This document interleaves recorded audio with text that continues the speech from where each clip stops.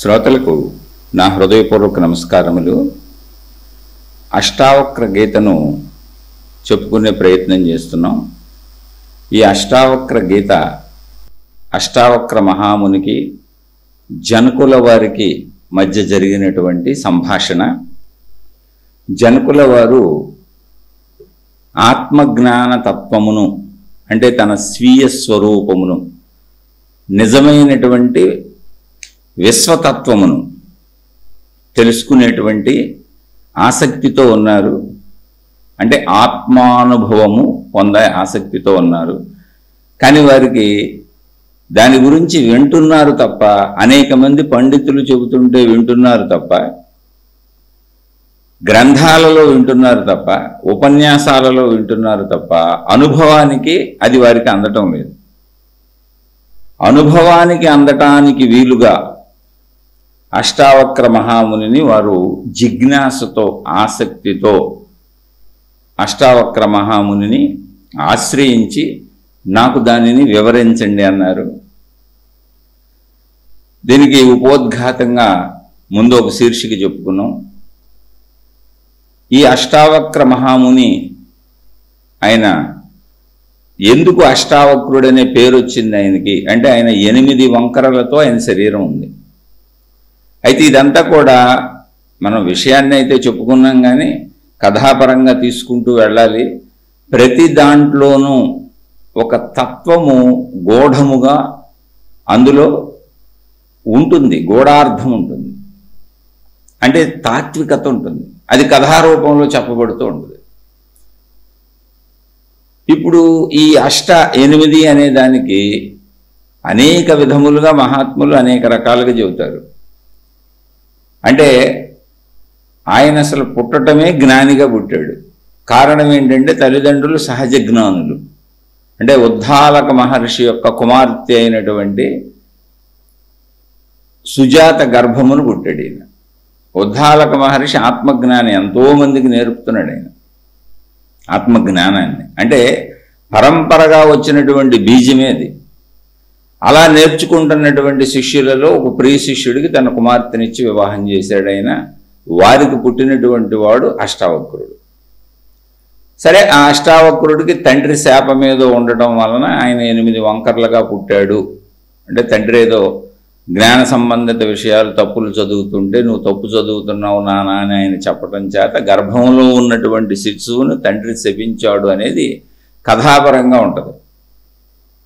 కానీ ఇది కథగా మనం దాన్ని మామూలుగా అంటే మనుషులకు ముందు హృదయానికి హత్తుకునేలా, అంటే గుర్తుండిపోయేలా కథారూపంలో చెబుతారు. ఇప్పుడు చూడండి, మనం సినిమాలు ఉంటాయి, టీవీ సీరియల్స్ ఉంటాయి, అనేకం చూస్తాం. ఇవన్నీ ఏంటి, ఒక దృశ్య రూపం చేసేటప్పటికి, ఒక కథారూపంలోకి తెచ్చేటప్పటికి మనకు గుర్తుండిపోతుంది. తద్వారా దాని సందేశం ఏదో ఉంటుంది, ఒక సందేశం, జ్ఞాన సందేశం ఉంటుంది అందులోంచి. ఇదిగో ఇది చేయొచ్చు, ఇది చేయకూడదు అని ఒక సారం. అలా ఇక్కడ ఆత్మజ్ఞాన తత్వాన్ని విడిచినటువంటి గ్రంథాలు ఇవి కొన్ని. అష్టావక్ర గీత సామాన్యమైనటువంటి గ్రంథం కాదు, సంపూర్ణమైనటువంటి కేవల ఆత్మజ్ఞాన గ్రంథం. అంటే రకరకాల గ్రంథాలు ఉంటాయి ఎవరి స్థాయిలో వాళ్ళకి. ఇది కేవల ఆత్మానుభూతికి సంబంధించిన గ్రంథం. అంటే చిట్ట చివరిలో ఇక నేను ఆత్మానుభవమే, నాకు ప్రాపంచిక విషయాలతో అసలు పని లేదు, ఈ దేహంతో పని లేదు, నేను ఇదంతా చూసేశాను, అనుభవించేశాను, నాకు అసలు ఆ సత్యం ఏంటో తెలుసుకోవాలని ఉంది, ఇంకా దేని మీద నాకు ఆసక్తి లేదు ప్రపంచంలో అనేటువంటి చిట్ట చివరి భావన. అంటే తన దేహంతో సహా, తన పంచేంద్రియ సుఖములతో సహా, ప్రాపంచిక విషయాలతో సహా వీటన్నింటి పట్ల నాకు ఆసక్తి సన్నగిల్లింది, సత్యము తెలుసుకోవాలని అనిపిస్తుంది అన్న భావనలో ఉన్న వారికి ఆత్మజ్ఞానం అర్థమవుతుంది. అయితే మామూలు వాళ్ళు వినకూడదా? అందరూ వినొచ్చు. ఒక్కొక్క స్టెప్ అది వింటూ ఉంటే మనం వెళుతున్నటువంటి జీవన విధానం తెలుస్తుంది. కానీ ఇది ఎవరు సంపూర్ణంగా వినగానే గ్రహించగలరు అంటే, ఇప్పుడు అష్టావక్ర మహాముని చెప్పగానే మొట్టమొదటిసారి వినగానే ఆత్మానుభవాన్ని పొందేశాడు జనక మహారాజు. ఎందుకని అంటే ఆయన చిట్ట చివరి దశలో ఉన్నాడు. ఆయన సామాన్యుడు కాదు, ఒక జిజ్ఞాసు ఆయన. అయితే ఆయనకి దాని దారి తెలియదు. ప్రాపంచిక విషయాలు చూసేశాడు, భోగాలు చూసేశాడు. మహారాజు ఆయన, నిత్యం ఆయన సభలో, ఆయన కొలువులో పండిత మహాసభలు జరుగుతూ ఉంటాయి. ఆ పండితులు చేసేటువంటి ఈ చర్చలు, ఆత్మజ్ఞాన విషయాలు, మామూలు ధర్మ సంబంధ విషయాలు అన్నీ వింటూనే ఉంటాడు ఆయన. నిత్యం ఆయనకి అది ఇష్టం. ఆయనకి అంటే ఆయన లోపలే సహజంగా జ్ఞాన జిజ్ఞాస ఉంది. అయితే ఇవన్నీ ఉన్నాయి, కానీ మూలతత్వాన్ని తాను ఎలా అనుభవం పొందాలో తనకు తెలియట్లా. తన దగ్గర ఉన్న పండితులు, తనకు అప్పటి వరకు కలిసిన వాళ్ళు, అప్పుడు తను చదువుకుంటున్న గ్రంథాలు తనకి ఆసక్తిని రేకెత్తించిని. అంటే ఇప్పుడు మనం వింటున్నాం, విన్న వాళ్ళకి ఒక ఆసక్తి రేకెత్తించబడుతుంది, దాని మీద ఇంట్రెస్ట్ కలుగుతుంది, అది కొంత అర్థమైనట్టు ఉంటుంది, కానీ అనుభవానికి రాదు. అలా ఆసక్తి రేకెత్తించబడింది ఆయనకి, కానీ ఎలా అనుభవించాలో తెలియట్లా. ప్రాపంచిక విషయాల్లోనే ఉన్నాడు ఆయన, రాజుగానే ఉన్నాడు ఆయన, కానీ వాటి పట్ల ఆయనకు ఆసక్తి లేదు. ఆ భోగాలన్నీ, రాజుకు మహాభోగాలు ఉంటాయి, ఆ భోగాలన్నీ అనుభవించాడు, ఇంతే కదా అనిపిస్తుంది. జీవించాడు ఎంతో కాలం, చూశాడు శరీరం, ఇంతే కదా అనిపిస్తుంది. తాత్వికత మొత్తం విన్నాడు, భక్తి నుంచి మొదలుకొని మొత్తం అన్నీ వినుకుంటూ వచ్చాడు. అన్ని గ్రంథాలు ఆయన సభలోనే, రాజ్యసభలోనే పండితుల చర్చాగోష్ఠులు ఉండే రోజు, అవన్నీ విన్నాడు. ఇప్పుడు ఆయన దశ ఏంటి అంటే మొత్తం జ్ఞానం అర్థమైపోయింది ఆయనకి. ఎలా అర్థమైంది? జ్ఞానపరంగా, విషయపరంగా తెలిసింది, అంటే అనుభవపరంగా లేదు. అందుకని ఆయనకి ఇప్పుడు అనుభవం కావాలి, ఆత్మానుభవం కావాలి, జ్ఞానానుభవం కావాలి. ఎలా ఏంటి అన్నప్పుడు అష్టావక్ర మహాముని ఆయనకి లభించటం జరిగింది. ఇది సృష్టి చేసే ఏర్పాటు. అసలు మరి ఈ అష్టావక్రుడు జనక మహారాజు కంటే వయసులో చాలా తక్కువవాడు ఆయన. అంటే అష్టావక్ర మహాముని గురించి చెప్పడం ఎలా జరిగిందంటే, అష్టావక్ర మహాముని పుట్టుకతోనే జ్ఞాని, పుట్టుకతోనే ఆత్మజ్ఞాని. ఆయన గర్భంలో ఉన్నప్పుడే ఆయన ఆత్మజ్ఞానం తప్పు చదువుతున్నావు నాన్న అని తండ్రికి చెప్పాడు. అయితే ఇలా జరుగుతుందా ఏంటి ఇదని మనం అంటే కథాపరంగా విషయాన్ని తీసుకున్నా ఇందులో ఒక అద్భుతమైన సత్యం ఉంది. జెనెటిక్స్ అంటే మన పూర్వీకుల యొక్క జీన్స్ మనకు వస్తుంది. తద్వారా ఆయన పెద్దలందరూ కూడా, ఇప్పుడు ఆయన తల్లిగారు, ఆ తల్లిగారి తండ్రి ఉద్దాలకుడు, ఆల్రెడీ ఆయన జీవన్ముక్తుడు. ఎంతోమంది జీవన్ముక్తులకి బోధనలు చేస్తున్నాడు ఆయన, బోధిస్తూ దాన్ని నేర్పుతున్నాడు ఆయన. అసలు ఆయన శరీరంలో అణువణువులో నిండిపోయింది అది. అక్కడే ఉన్న తన తల్లి దాన్ని అంతా నేర్చుకుంటానే ఉంది. ఆయన కుమార్తె ఎంతోమంది శిష్యులకు నేర్పుతున్నాడు. అంటే ఏంటి మొత్తం అసలు ఆ ఎన్విరాన్మెంట్ అదే. అటు కుమార్తె అయినటువంటి సుజాతకే ఉంది ఆయన తల్లికి, అష్టావక్రుడి తల్లికి. ఆయన తండ్రి ఏమో అక్కడ నేర్చుకుంటున్న శిష్యుడేను, ఆయనకే ఉంది. ఇంకా తన తాతగారికి అసలు అందులో ఆరితేరిపోయాడు. అందరూ అక్కడ ఆత్మజ్ఞాన సంబంధిత విషయాలలోనే ఉన్నవారు. ఆయన పెరుగుతున్న వాతావరణం, ఆయన గర్భంలో ఉన్నప్పుడు కూడా అక్కడ ఉన్న వాతావరణం, అదంతా ఆశ్రమ వాతావరణం. ఏంటి? ఆత్మజ్ఞాన వాతావరణం. అందువలన ఆయనకి తొందరగా అబ్బుతుంది అనే విషయాన్ని, అంటే అదే వాతావరణంలో, అదే ప్రదేశాలలో, అదే తల్లిదండ్రులతో మనం ఎవరితో ఉంటామో అవే మనకు గుణాలుగా, బుద్ధులుగా, అలవాట్లుగా వస్తాయి. ఇప్పుడు మీరు చూసుకోండి, మన ఇంట్లో మన పిల్లలకి ఖచ్చితంగా తల్లిదండ్రుల బుద్ధులే కనపడుతూ ఉంటాయి. వాళ్ళ ప్రవర్తన, వాళ్ళ మాట తీరు, వాళ్ళ రూపురేఖలు, శారీరక రూపురేఖలు కూడా తల్లికో తండ్రికో మ్యాచ్ అవుతూ ఉంటాయి. అటు కొంచెం ఇటు కొంచెం మ్యాచ్ అవుతూ ఉంటాయి. మాట తీరు, ప్రవర్తనలు మ్యాచ్ అవుతూ ఉంటాయి. అలా ఆయన పుట్టుకతోనే ఒక అద్భుత జ్ఞాన వాతావరణంలో పుట్టి అప్పటికే ఆత్మజ్ఞానానుభూతిని పొందిన జ్ఞాని అని చెప్పుకోవచ్చు. అందుకని చిన్న వయసులోనే ఆయనకి సమస్తం వచ్చేసింది. ఇప్పుడు అడుగుతున్న జనక మహారాజు ఆయన కంటే పెద్దవాడు, కానీ ఇక్కడ వయసుతో సంబంధం లేదు. వయసు పెద్దరికము భౌతికంలోనే, ఆధ్యాత్మికతలో జ్ఞాన పెద్దరికము. నువ్వు వయసులో ఎంత గొప్పవాడు అనేది అసలు విషయమే కాదు. నీ వయసు ఎంత ఉన్నా ఒకటి, ఏముంది, చెట్లు పుట్లకు కూడా వయసు ఉంటుంది. ఆధ్యాత్మికతలో జ్ఞాన పెద్దరికాన్ని గౌరవించేవాళ్ళు పూర్వకాలం. ఆ జ్ఞానం కూడా ఏంటి? సరైనటువంటి ఆత్మజ్ఞానం. అందుకని జనక మహారాజు వినయముగా అష్టావక్ర మహర్షిని తన గురువుగా స్వీకరించి చక్కగా వారిని అడుగుతున్నారు. ఏమని అడుగుతున్నారు? అదే మొదటి శ్లోకంతో ఈ అష్టావక్ర మహాగీత వాళ్ళు ప్రారంభించుకుందాం. చక్కగా దీనికి ముందుగా కొంచెం ఈ అష్టావక్ర మహాగీత గురించి చెప్పుకున్నాం. అయితే అష్టావక్రుడు 8 ఏంటి, ఈ 8 వంకరలు ఏంటి అసలు అన్నప్పుడు, అనేక మంది మహాత్ములు వారి వారి యొక్క అంతరంగ జ్ఞాన ప్రతిభను బట్టి వారికి అర్థమైన తత్వాన్ని బట్టి చెప్పగలుగుతారు. నాకు తెలిసినంతలో నేను చెప్పగలిగింది ఊరికనే 8 అన్నప్పుడు మన పంచేంద్రియములతోనే మనం అన్నీ అనుభవిస్తాం. శరీరంలో పంచేంద్రియాలతోనే అన్నీ అనుభవించేదంటే 5 అక్కడే ఉన్నాయి. ఈ పంచేంద్రియాలతో అనుభవించిందంతా లోపల పోగేసుకుంటూ ఉంటుంది మనసు. 6వది అక్కడ ఉంది. అదే కదిలి వెళ్ళి పంచేంద్రియాలను కదుపుతూ ఉంటుంది. అంటే పంచేంద్రియాల ద్వారా గ్రహించింది 5 గ్రహిస్తూ ఉంటాయి. అంతా స్టాక్ పెట్టుకుంటూ ఉంటాయి లోపల. అది 6 మనసు. స్టాక్లోంచి వచ్చేది మళ్ళీ పంచేంద్రియాలను కదుపుతూ ఉంటుంది. ఇది చిత్రం. అంటే అవేమో పోగేసి మనసులో వేస్తూ ఉంటాయి. మనసు మళ్ళీ కదిపి పోగేసి తీసుకురండి అని చెబుతూ ఉంటుంది. 6 పంచేంద్రియాలు 5, మనసు 6. ఇప్పుడు మనసులో ఒక ఆలోచన పుట్టి బయటికి వెళ్ళి పోగేసి తీసుకురా అని శరీరాన్ని కదుపుతున్నప్పుడు మనలో ఉన్నటువంటి విచక్షణ జ్ఞానము అనేటువంటి ఒక శక్తి ఇది తప్పు, ఇది రైటు, ఇది చెయ్యొచ్చు, ఇది చేయకూడదు అని మన సూచన చేస్తూ ఉంటుంది. సూచన మాత్రమే చేసి ఊరుకుంటుంది. అది బుద్ధి. అంటే బుద్ధి అనేది ఒకటి ఉంది మనలో.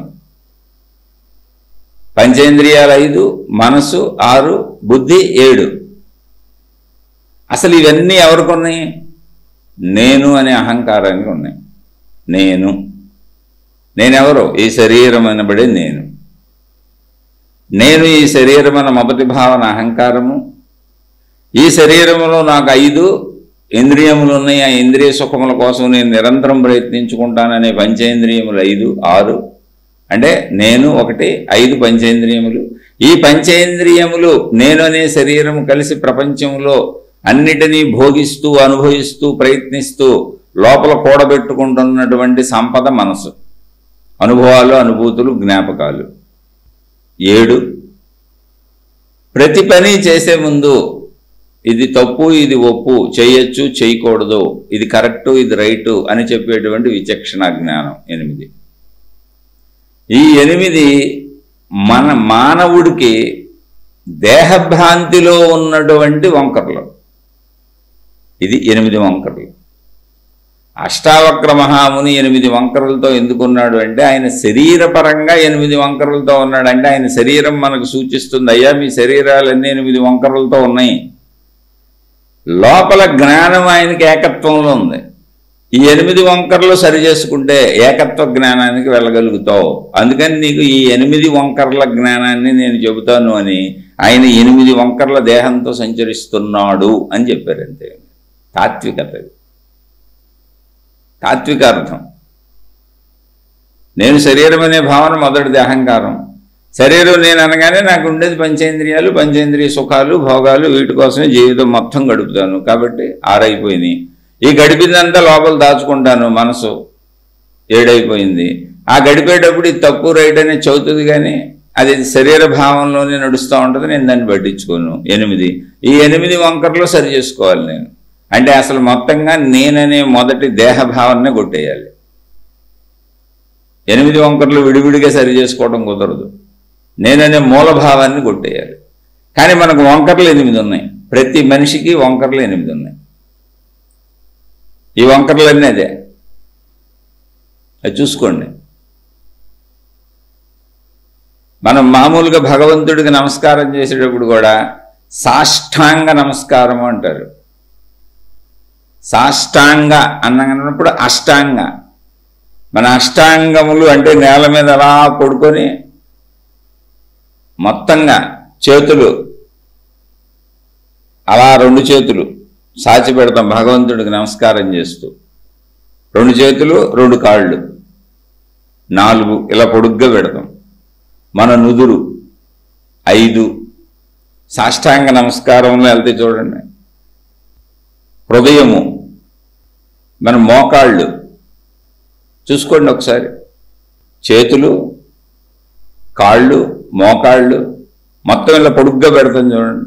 మన నుదురు, మన హృదయము, పొట్టయి తగులితే మొత్తం లెక్కేసుకుంటే 8 వస్తాయి. సాష్టాంగ నమస్కారం అని అంటే 8 అంగములు నేల మీద పరిచి భగవంతుడికి నమస్కరిస్తున్నాం. ఎందుకని? ఈ 8 వంకరలు మాకు సరిచేయమని. మాకు ఈ 8 వంకర్లు సరిచేయి తండ్రి అని. మీరు చూసుకోండి, కావాలంటే మీరు సాష్టాంగ నమస్కారం చేసినప్పుడు చివరి కాళ్ళు భూమి మీద ఆని ఉంటాయి మనకి, ఏంటి పాదములు, తర్వాత మోకాళ్ళు ఆంతాయి, తర్వాత పొట్ట హృదయ భాగం అంతా ఆంతది, తర్వాత మన నుదురు నేలకు తాకిస్తాం, తర్వాత 2 చేతులు పొడుగ్గా పెడతాం. చూసుకోండి ఇప్పుడు ఎన్ని వచ్చినాయి, 8 ఉంటాయి. పాదములు 2 అంటే వేళ్ళు ఇలా పైకి వస్తాయి చూడండి పాదాలు, కాళ్ళు వెనక్కి పెట్టినప్పుడు అంటే 2 కాళ్ళు అక్కడ తాకినాయి, మోకాళ్ళు తాకినాయి, మన నుదురు తాకింది, ఈ హృదయము పొట్ట అంతా తాకింది. 2 చేతులు నమస్కారంగా సాష్టాంగ నమస్కారం చేశాం. ఏంటి, నాలో ఉన్న 8 వంకర్లు పోగొట్టు అని ఆ అద్వితీయ శక్తిని వేడుకుంటున్నాం. అది సాష్టాంగ నమస్కారం. అలా ప్రతిదానికి మహాత్ములు తాత్వికతనే జోడించారు, అందుకని చెబుతున్నాను అంతే. అందుకని మీరు ఎప్పుడైనా సరే ఏది చేస్తున్నా ఆ పదం యొక్క అర్థం తెలుసుకుంటే మీకు జ్ఞానం తెలిసిపోయినట్టే. మీరు ఆచరిస్తారా ఆచరించరా అది వేరే విషయం. జ్ఞానం అనేది ఏంటో తెలిసి మళ్ళీ పోగేసుకోవటమే. ఆచరించని జ్ఞానము వృధా, పాండిత్యము అంటారు దాన్ని. పోగేసుకునే జ్ఞానం అది, అంటే డబ్బు పోగేసుకున్నట్టు. ఎంత డబ్బు సంపాదించినా ఇంకా నాకు సరిపోలేదు పోగేసుకుంటాను, సరిపోలేదు పోగేసుకుంటానంటామే. అలా ఎంతైనా పోగేసుకోవచ్చు, దాచుకోవచ్చు. వాడుకుంటాం ఏముండదు, వాడుకోవడానికి అంత అక్కర్లేదు నాకు. కానీ నేను లక్షల కోట్లు పోగేస్తానే ఉంటా, నాకు సంతృప్తి ఉండదు, దుఃఖపడిపోతూ ఉంటా, లేదని బాధపడిపోతా కూడా ఉంటా. ఏం చేస్తావా అంటే దాస్తానంట. పోనీ దాసి ఏం చేస్తావా, నువ్వు చచ్చిపోతావు కదా అంటే బలివాళ్ళండి వెనక మా పిల్లలు ఉన్నారు కదా అంటే. ఏంటి ఎంత కావాలా వాళ్ళకి, వాళ్ళు సంపాదించరా, వాళ్ళు కూర్చొనే తింటారా అంటే లేదులేండి మాకు వీళ్ళు కాకపోతే ఇంకో 10 తరాలు తింటారు, ఏం పోయిందంట. కాదు, ముందు నాకు అసలు పిచ్చేది, అందుకని ఆ పిచ్చికి అలా ఏదో ఒకటి చెప్పుకుంటూ వెళ్తూ ఉంటా. అంటే పోగేసుకునే గుణం. అలాగే కొంతమందికి జ్ఞానాన్ని పోగేసుకునే గుణం ఉంటుంది. అలా పోగేసుకోవచ్చు, తప్పేం లేదు. జ్ఞానం పోగేసుకోవడం కూడా మంచిదే, ఎందుకంటే ఎప్పుడొకప్పుడు పోగేసుకున్న జ్ఞానం కనీసం గుర్తుకన్నా వస్తుంది. పోగేసుకోవటం మంచిదే, చెడును పోగేసుకోవటం కంటే జ్ఞానం పోగేసుకోవటం మంచిదే. కానీ పోగేసుకున్న జ్ఞానం పాండిత్యం అవుద్దంటే దానివల్ల ఉపయోగం లేదు, ఆచరణలో ఉండదు. పైగా అహంకారం పెరగచ్చు, లేదా ఎదుటి వాళ్ళని నువ్వు తక్కువగా చూడొచ్చు.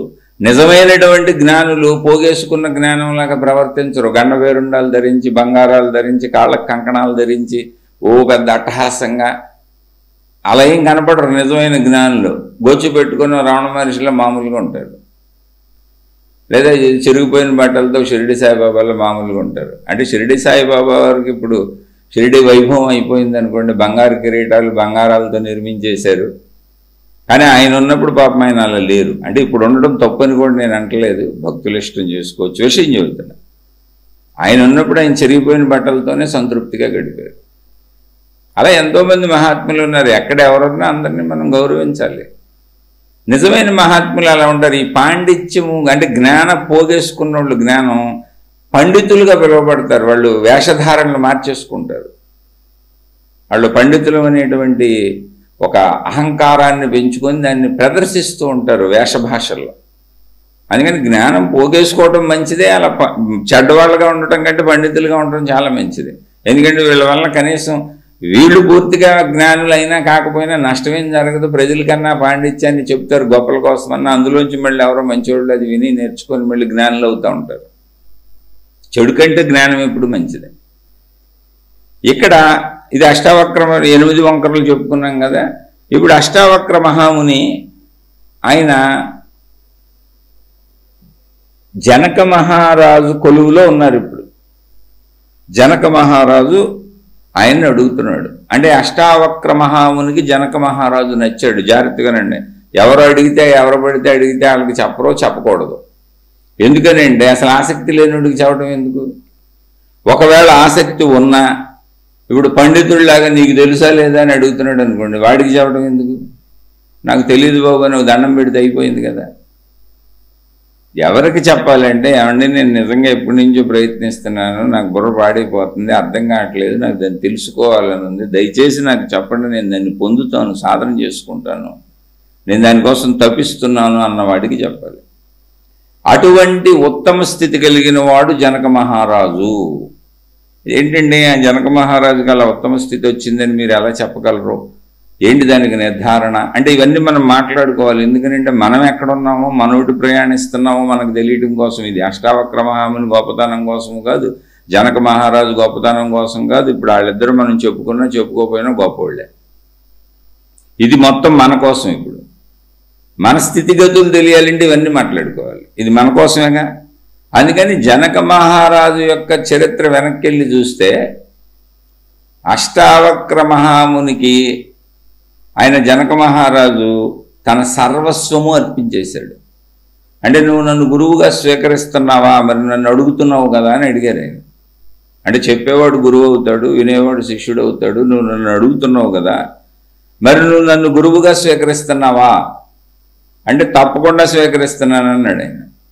మరి అయితే ఇప్పుడు గురువుగా స్వీకరించినప్పుడు శిష్యుడిగా నువ్వు చేయవలసిన కర్తవ్యములు ఏంటి అన్నాడు. అంటే శిష్య కర్తవ్యములు ఆయనకు బాగా తెలుసు. అంటే పెద్దల్ని ఎలా గౌరవించాలో ఆయనకు బాగా తెలుసు. పెద్దలంటే ఎవరెక్కడ? వయసులో పెద్దోడు జనకుడేనండి. పెద్దలంటే అష్టావక్ర మహాముని అనే జ్ఞాన పెద్ద, ఆత్మజ్ఞానాన్ని తెలిసినవాడు. అది పెద్దరికం. ఇక్కడ వయసు రీత్యా అయితే జనక మహారాజే పెద్దవాడు, అధికార హోదాల రీత్యా అయితే జనక మహారాజు చక్రవర్తి.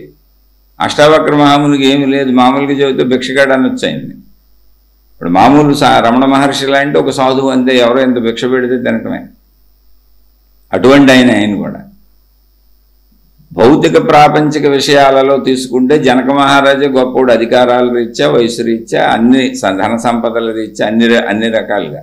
కానీ ఇక్కడ గొప్పతనం ఏంటి అంటే జ్ఞానము, ఆత్మజ్ఞానము తెలిసినటువంటి, ఆత్మజ్ఞానానుభూతిని పొందినటువంటి జీవన్ముక్తుడు అష్టావక్రుడు. ఇక దాని ముందు సరిపోయిందే ఉంది. ఎందుకని ఎలా సరిపోతుంది చెప్పండి? నేను ఒక రాజు అనుకోండి, ఒక చిన్నపాటి రాజ్యానికి రాజు అవుతాడు. సంపదలు ఉన్నాయనుకోండి, ఆ రాజ్య సంపదలకు ఆయన మీద అధికారం ఉంటుంది. నువ్వు వయసు అనుకోండి, ఈయనకంటే ముందు పుట్టుంటాడు, వయసు కొంచెం ఎక్కువ వచ్చి ఉంటుంది. మీరు ఆలోచించండి, అనంత ఆత్మానుభవము అంటే ఏంటి? మొత్తం విశ్వశక్తిని నేనే, అనంత విశ్వం ఎంత ఉందో అంతా నేనే. ఇప్పుడు విశ్వశక్తిని నేనే అయినప్పుడు విశ్వ సంపదలన్నీ ఎవరే? ఆయనయే. వేరు భావన లేదుగా అసలు. ఇప్పుడు ఆయన వయసు ఎంత? విశ్వం వయసు ఎంతో, విశ్వశక్తి వయసు ఎంతో, ఆయన వయసు ఎంత? ఇప్పుడు ఆయన్ని మించిన పెద్దోడు ఉంటాడు ఇంకెక్కడైనా. అందుకని జీవన్ముక్తుడిని, ఆత్మానుభవం పొందిన, మోక్షానుభవం పొందినటువంటి జీవన్ముక్తుడిని మించిన గొప్పవాడు అసలు ఈ ప్రపంచంలో ఉండే ఛాన్సే లేదు. ఎందుకంటే సమస్తము అతనే అయిపోయి కూర్చొని ఉన్నాడు. అతనికి వయసుతో సంబంధం లేదు, సంపదలతో సంబంధం లేదు. ఎందుకంటే అన్నీ అతనయే. కాబట్టి గొప్పతనం ఇక్కడ ఏంటంటే ఆత్మానుభవము, అది కలిగిన వాడు అష్టావక్రుడు. అయితే నేను మీకు సమస్తము ఇచ్చేస్తున్నాను, నేను మిమ్మల్ని గురువుగా స్వీకరిస్తాను అన్నప్పుడు శిష్యుడు అర్హత ఏంటో చూడాలిగా. అంటే ఇవి ఇంతకీ మీరు వెళ్ళి గురువుల దగ్గరికి వెళ్ళి మీ సర్వస్వం ఇచ్చేయమని, లేకపోతే గురువులు ఎలా ఉంటారా ప్రతి గురువుని ఇలా ఊహించుకోమని చెప్పట్లేదండి. ప్రతిదాన్ని తప్పుదారిలోకి తీసుకోబాకండి. కేవలం మనం ఉన్న స్థితి గుర్తించుకోవడానికి చెబుతున్నా. అసలు ఏ గురువులు ఎవరో నాకేం తెలిసి చెప్పడానికి. అందుకని నేను ఏ గురువుల గురించి చెప్పట్లా, కేవలం అష్టావక్రుడి గురించే చెబుతున్నా. ప్రతి వాళ్ళు గురువులని బోర్డులు పెట్టుకు తిరుగుతున్నారు, ప్రతి వాళ్ళు శిష్యులు అని బోర్డులు పెట్టుకుని తిరుగుతున్నారు. కాదు, అసలు శిష్యుడి గురించి చెప్పట్లా, నేను గురువు గురించి చెప్పట్లా. ఆ పదాలు వాడబడినాయి కనుక ఆధ్యాత్మికతలో చెబుతున్నా. ఇక్కడ మనం మాట్లాడుకుంటుంది కేవలము మన అంతరంగం అంతే. మనం ఉన్న స్థితి ఏంటి? జనక స్థితి తెలిస్తే మనం అసలు ఎక్కడ ఉన్నామో కనీసం కొంచెం అన్నా మనకు అర్థమవుద్ది అని చెప్తున్నా. ఎవరికి ఆత్మజ్ఞానం వస్తుందో కూడా చెబుతున్నా. అలానే అసలు ఎవరికి రాదని తప్పకుండా వస్తుంది, అంత దుర్మార్గుడికైనా వస్తుంది. మార్చుకుంటూ వెళ్ళాలి, అది తెలుసుకోవడం కోసం చెప్తున్నా. ఇప్పుడు జనకుడు ఏం చేశాడంటే, నేను మిమ్మల్ని గురువుగా అంగీకరిస్తున్నాను అని శిష్యుడుగా ఆయన చేసింది ఏంటంటే గురువు గారితో, అయ్యా నేను మీకు నా తనువు, అంటే నాకు శరీరం ఉంది, ఈ తనువు, నాకు మనసు ఉంది, నా మనసు, నాకు సంపదలు ఉన్నాయి, రాజ్యం, నా ధనం, నా తనువు, మనసు, నా సర్వ సంపదలు మీకు అర్పించేస్తున్నాను అన్నాడు. మొత్తంగా ఇంక అన్ని ఏది ఉండేది మొత్తం, నా కుటుంబం కావచ్చు, నా బంధువులు కావచ్చు, నా రాజ్యం కావచ్చు, ఏది ఉంటేది అదంతా ఇక మీదే, నేను జీరో, నిల్ అన్నాడు. అంతే, ఏం లేదు నాకు, అవన్నీ మీవే, నాకు ఇప్పుడు చెప్పండి ఆత్మజ్ఞానాన్ని అన్నాడు. దానికి ఆయన పరీక్ష కూడా పెట్టాడు. ఎవరు? అష్టావక్ర మహర్షి పరీక్ష పెట్టి చూశాడు. అర్పించానన్నాడు కదా, నిజమా కాదా అని. అర్పించావా నాకు అన్నాడు. అర్పించాను అన్నాడు. ఇదంతా ఒక వనంలో జరిగింది. మీరు ముందు శీర్షిక వింటే అక్కడ మీకు అర్థమవుద్ది. దీని ముందు శీర్షిక వినండి. అంటే ఇది ఎందుకు చెబుతున్నానంటే మనకి ఎటువంటి మానసిక స్థితి రావాలి, అంత ఎత్తులో ఒకేసారి రాకపోవచ్చు. అసలు ఎక్కడున్నామో తెలుసుకుంటూ కొద్దిగా కదులుతాం. మంచి బాగా తెలుసుకుంటున్నాం అనుకోండి, రోజు కొంచెం మంచి అన్న చేయగలుగుతాంగా. కొన్ని కొంచెం మంచి అయిపోయినా కనీసం చెడన్న ఆగుద్దేమోగా. రోజు మంచిని అద్భుతంగా తెలుసుకుంటూ ఉంటే అది విషయం. ఇక్కడ అంతెత్తులో లేవని బాధపడబాకండి. ఎత్తుని అంతెత్తు చూస్తూ ఉంటే ఒక్కొక్క మెట్టు ఎక్కుతే వెళ్తూ ఉండొచ్చు. అంతెత్తుకి ఒక్కసారి వెళ్ళలేము. ఎవరైనా కింద నుంచి ఒక్కొక్క మెట్టే ఎక్కి వెళ్ళాలి అంతెత్తుకి. కాబట్టి అస్సలు ఏమి లేకపోయినా బాధపడకండి, చెడున్నా కూడా బాధపడకండి. వింటూ ఉంటే అదే పద్ధతి. తినక వేము తీయగుండు, అనగా రాగమతిశేల్లుచునుండు. రోజు తింటూ ఉంటే వేపాకు కూడా అలవాటైపోయి చక్కగా తీయగా ఉంటుందండి. అంటే తీయగా ఉంటుందంటే వేపాకు తీపిగా మారిపోద్దని కాదు. ఒక తీపి పదార్థాన్ని ఎంత సహజంగా ఆనందంగా తింటావో అలవాటు అయిపోయినాక వేపాకును కూడా అలాగే తింటావు అని అలవాటు అయితే చాలు. ముందే చేదనిపిస్తుంది, తర్వాత అలవాటు అయిపోతే మనసు శరీరం అన్నీ అంగీకరించే సహజంగా తీసేసుకుంటుంది. అలాగే అనగా రాగమతిశేల్లుచునుండు. ఏ సంగీతం నేర్చుకుంటానికి వెళ్ళాం, ఏ పాటలో నేర్చుకుంటానికి వెళ్ళాం, అలా మొదటి రోజు పాడినప్పుడు మనకేమొస్తుంది, రాదు. గార్ధప స్వరాలతో పాడతాం, ఏదో కీచు గొంతుకులు వేసుకొని. కానీ అక్కడ మాస్టర్ నేర్పుతూ ఉంటారు, ఇలా అనాలి అలా అనాలి ఇలా అని. అలా రోజు ప్రాక్టీస్ చేసుకుంటూ ఉంటాం, అలా సాగదీసి పాడుతూ ఉంటాం. ఆయన చెప్పినట్టు మాస్టర్ నేర్పినట్టు పాడుకుంటూ ఉంటాం. అలా కొన్ని సంవత్సరాలకే అద్భుతమైనటువంటి సింగర్స్గా తయారైపోతారు. ఎంతమంది ఉన్నారు చూడండి. ఇప్పుడు ఒక్కొక్క పాట పాడుతుంటే చిన్న పిల్లలు మైండ్ చెడిపోతూ ఉంటుంది. ఏంటి ఆ గొంతు ఏంటి, ఆ స్వరం ఏంటి, ఆ అద్భుతం ఏంటి, ఆ స్వరాన్ని మెలికిలు తిప్పేసి పాటలు పాడటం ఏంటి. చూడండి పాటలతో ఎంత మనోరంజకంగా ఉంటాయండి. చక్కటి భక్తి పాటలు, భజన పాటలు, ఈవెన్ సినిమా పాటల్లో కూడా ఎంతో మంచి పాటలు ఉన్నాయి. మంచిని నేర్పేది ఎప్పుడు అన్ని చోట్ల ఉంది. అందులో మనం ఇప్పుడు ఒక సినిమాలో మంచిని చూస్తావా చెడు చూస్తావా అంటే అసలు మంచి లేకుండా సినిమా ఎందుకు ఉంటుంది? మంచి లేకుండా సినిమా ఉండదు. ఒక హీరో ఉండాలి, ఒక విలన్ ఉండాలి, మంచి చెడు రెండు కలిసి ఉండాలి. అందులో ఎప్పుడు చెడు ఓడిపోవాలి, మంచి గెలవాలి. ఇంతే సినిమా అన్న, ఏ కథ అయినా అంతే, ప్రపంచం అంతే, మంచి చెడులు కలయిక. కాకపోతే నువ్వు అందులో దేన్ని చూస్తున్నావు అనేది విషయం అక్కడ. అనగా రాగమతిశేల్లుచునుండు. అలాగే వినగ జ్ఞానము మనకు అదే పెరుగుతుంది, మంచిలోకి తీసుకెళ్తుంది. అదే నడిపించుకుంటూ ఆత్మానుభవం వరకు తీసుకెళ్తుంది. ఎందుకు తీసుకెళ్తాం? ఏదైనా చేస్తూ ఉంటే అలాంటి మనసే తయారవుద్ది, అలాంటి బుద్ధి తయారవుద్ది, అలాంటి ఆలోచన తయారవుద్ది, అలాంటి ప్రవర్తన తయారవుద్ది, అలాంటి గుణాలు వచ్చేస్తాయి, అలాంటి స్వభావం వచ్చేస్తుంది. కానీ దాన్ని కంటిన్యూ చేస్తూ ఉండాలి, అలా చేస్తూ ఉండాలి. ఇప్పుడు ఆయన పెట్టిన పరీక్ష ఏంటంటే, అన్నీ అర్పించేశాను అన్నాడు కదా ఈ జనక మహారాజు అని. నాయన నీ మనసు ఇచ్చేసానన్నావు, నీ తనువు ఇచ్చేసానన్నావు, నీ సర్వసంపదలు ఇచ్చేసానన్నావు, అవును కదా అన్నాడు. అవునండి అన్నాడు. అయితే ఓ పని చెయ్యి, నువ్వు ఇక్కడే నుంచో, మళ్ళీ నేను వచ్చి చెప్పే వరకు ఇక్కడే నుంచో, నేను వస్తానన్నాడు. ఆయన వెళ్ళిపోయాడు. అష్టావక్ర మహాముని వెళ్ళిపోయాడు. ఆయన అడవిలో నుంచుండిపోయాడు. ఆయన ఎత్తుక్కుంటూ బొట్లు వచ్చారు, రాజుగారు కనపడతలేదని మాట్లాడిచ్చారు, కదిపారు, కుదిపారు, ఏం చెప్పట్లేదు, ఏం మాట్లాడట్లేదు. మొత్తానికి ఆయన్ని మోసుకుపోయారు, తీసుకెళ్ళి రాజ్యంలో కూర్చోబెట్టారు. అన్నం పెడితే తినడు, నీళ్ళు ఇస్తే తాగడు, ఏమీ చేయడు, అసలు మాట్లాడడం. ఏంటి ఏం జరిగిందంటే ఏం తెలియదు. సరే వెళ్ళి అష్టావక్ర మహాముని ఎత్తుకు పట్టుకొచ్చారు. అక్కడికి వచ్చాడు అష్టావక్ర మహాముని. ఎవరితోనూ అప్పటి వరకు ఆయన ఏం మాట్లాడతారు అసలు. అష్టావక్ర మహాముని చేయని రాజా ఎలా ఉన్నావు అన్నాడు. అయ్యా మీరు చెప్పినట్టే ఉన్నాను అన్నాడు. ఏంటని?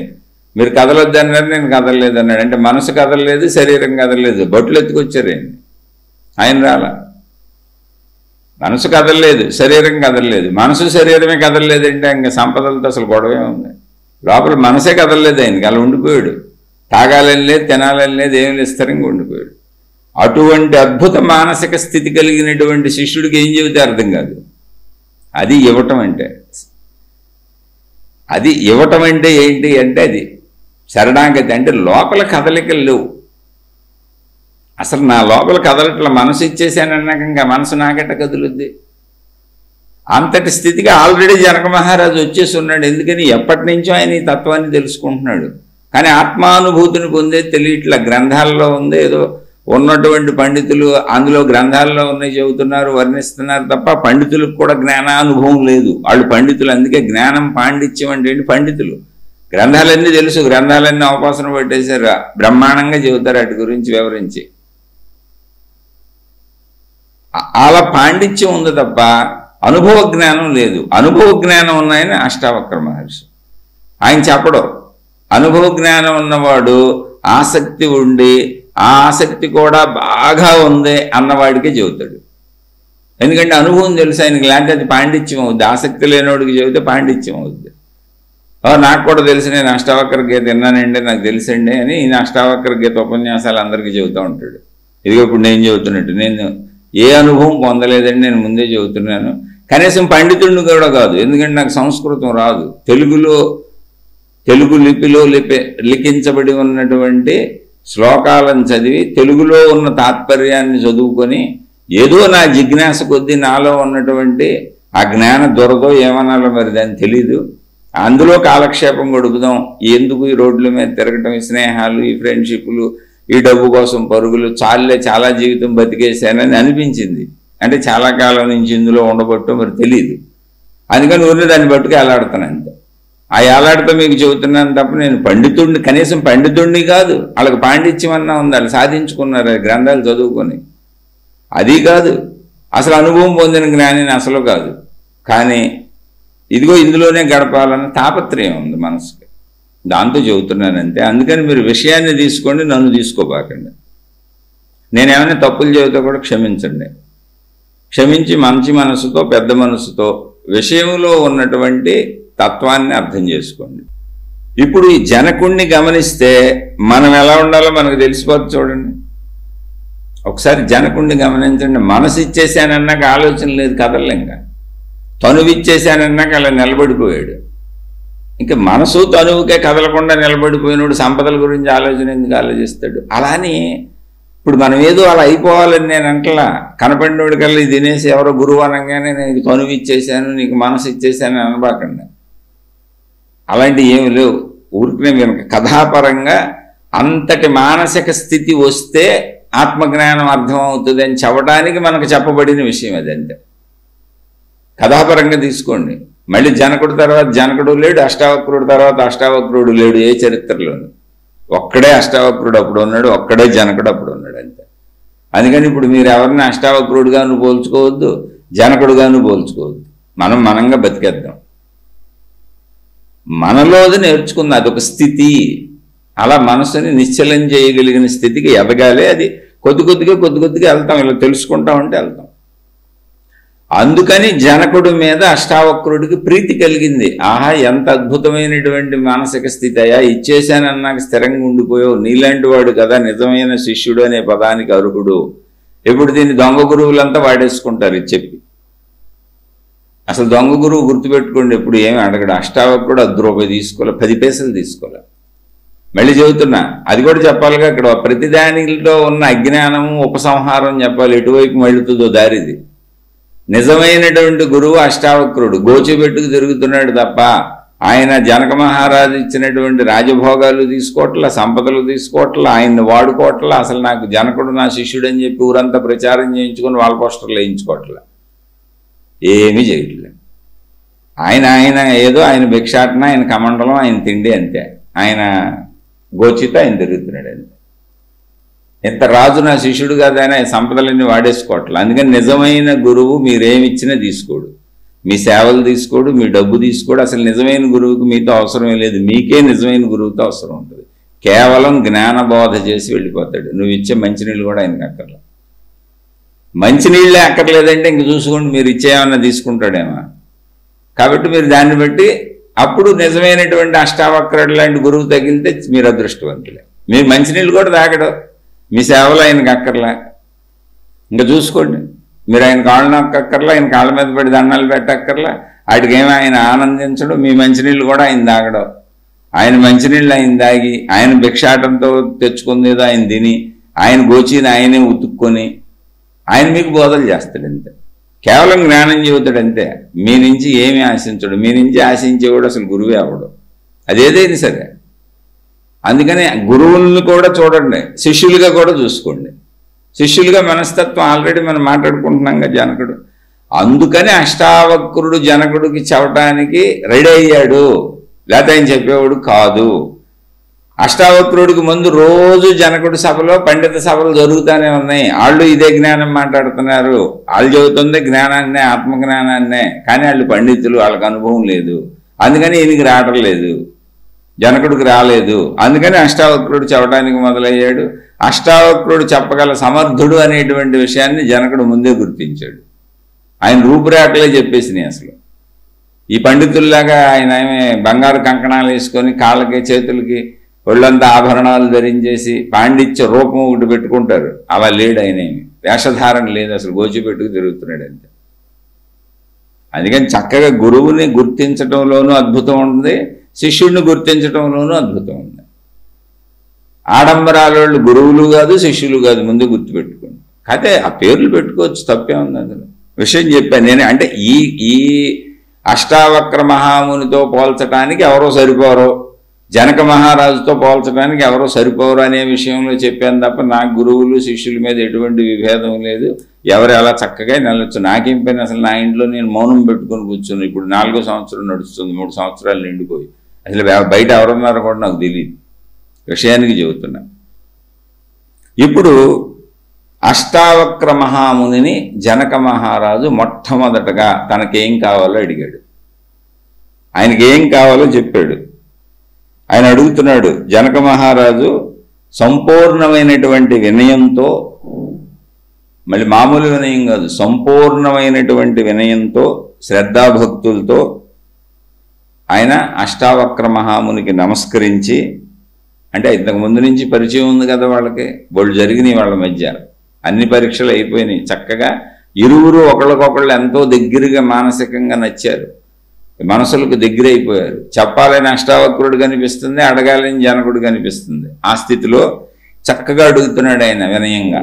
ఏమని అంటే, అయ్యా మహానుభావ, కథం జ్ఞానమవాప్నోతి, కథం ముక్తిర్భవిష్యతి, వైరాగ్యంచ కథం ప్రాప్త, మే తద్బ్రూహి మమ ప్రభో. కథం జ్ఞానమవాప్నోతి, కథం ముక్తిర్భవిష్యతి, వైరాగ్యంచ కథం ప్రాప్తమే తద్బ్రూహి మహాప్రభో మమ ప్రభో. అది ఆయన అడిగింది. అంటే ఓ మహానుభావ, గురుదేవా, ఆత్మానుభవాన్ని పొందినటువంటి విశ్వస్వరూపుడు అయినటువంటి ఓ అనంతుడా, అష్టావక్రదేవా, జ్ఞానము కథం జ్ఞానమవాప్నోతి, జ్ఞానాన్ని ఏ విధంగా పొందాలి, జ్ఞానం ఎలా కలుగుతుంది, కథం ముక్తిర్భవిష్యతి, మోక్షం ఎలా లభిస్తుంది, వైరాగ్యంచ కథం ప్రాప్త, వైరాగ్యం ఎలా ప్రాప్తిస్తుంది, వైరాగ్యం అనేది ఎలా ప్రాప్తిస్తుంది, బ్రూహి, వాటి గురించి నాకు చెప్పండి, మమ, నాకు చెప్పండి, ప్రభో, నాకు నువ్వు ప్రభువి. ప్రభు అంటే ఏంటి? రాజు, నేను నీకు బంటుని. ప్రభు అని ఎవరిని అంటారు? నువ్వు నాకు పైవాడివి, నేను నీకు కిందవాడిని, నేను నీకు బంటుని, నన్ను అనుగ్రహించి నాకు చెప్పు అని ఆయన పాదాల దగ్గర కూర్చొని అడిగాడు. కానీ ఆయన అడిగిన ఏంటో చూశారు ఇక్కడ, జ్ఞానము, ముక్తి, వైరాగ్యము. ఇది చాలా జాగ్రత్తగా చూడాలండి. జ్ఞాన వైరాగ్యములు మోక్షము ఎలా వస్తాయని అడిగాడు ఆయన. ఇప్పుడు జ్ఞానము, మొదటిది జ్ఞానం తీసుకున్నాం. ఇప్పుడు మనం చెప్పుకునేదంతా జ్ఞానమేగా. ఇప్పుడు డబ్బు పోగేసుకున్నట్టు చాలామంది జ్ఞానం పోగేసుకుంటారండి. అసలు ఇక్కడే చూస్తే, ఇప్పుడు ఈ కథలో జరుగుతున్న దాన్నే చూస్తే, జ్ఞానము అడుగుతున్నవాడెవరు? జనక మహారాజు. అంటే ఆయన జ్ఞాన ఆసక్తి కలిగినటువంటి జిజ్ఞాసు. జ్ఞానాన్ని అడుగుతున్నాడు ఆయన, ఆయనకి జ్ఞాన ఆసక్తి ఉంది. కాబట్టి అంటే ఎంతటి జ్ఞానాసక్తి ఉంది ఆయనకి అది కూడా తెలియాలి. తన మనసుని, తన తనువుని, తన ధనాన్ని, సర్వస్వాన్ని వదిలేసి శిలాప్రతిమలో ఉండిపోయాడు. అంటే మనోకథలికి కూడా లేకుండా అంతటి ఆసక్తి ఉంది. అంటే ఇంకొక సంకల్పమే కలగట్లా ఆయనకి ఇచ్చేశాను అన్నాక అంతటి ఆసక్తి ఉంది. అందుకని ఆయన జిజ్ఞాసువు. అటువంటి వాళ్ళని జిజ్ఞాసువులు అంటారు. అంటే వాళ్ళు 100కి 100 పాళ్ళు నిజంగా నాకు ఆ విషయం కావాలి, నేను తెలుసుకోవాలి అని అడుగుతున్నారు. ఇక ఏమాత్రం సందేహం లేదు వాళ్ళకి. వాళ్ళు జిజ్ఞాసువులు అని పిలువబడతారు. ఆధ్యాత్మికతలో మహాత్ములు పెట్టిన పేర్లు. జిజ్ఞాస అంటే ఆసక్తి, జ్ఞానాసక్తి, జిజ్ఞాస. బాగా ఆసక్తి ఉంది ఆయనకి. నిజంగా అడుగుతున్నాడు ఆయన.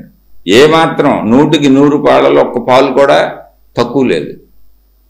అటువంటి వాళ్ళు జిజ్ఞాసువులు. అంటే ఇప్పుడు ఇక్కడ జనక మహర్షి ఎవరు? జిజ్ఞాసువు. అంటే మనం ఎలా ఉన్నామో చూసుకోవాలి. మనకు 100కి 100 పాళ్ళు ఉందా? కాలక్షేపంగా వింటున్నామా? సరదాగా వింటున్నామా? లేదా విన్నా ఎక్కట్లేదా? దేహభ్రాంతి ఎక్కువ ఉందా? ఆయనకి చూడండి, తనువు ఇచ్చేసాడు, దేహభ్రాంతి లేదు. మనసు ఇచ్చేసాడు, మనో కదలిక లేదు. ధనం ఇచ్చేశాడు, అసలు ఆలోచనే లేదు, అడవిలో నిలబడిపోయాడు. ఇప్పుడు మనం ఎక్కడున్నాం?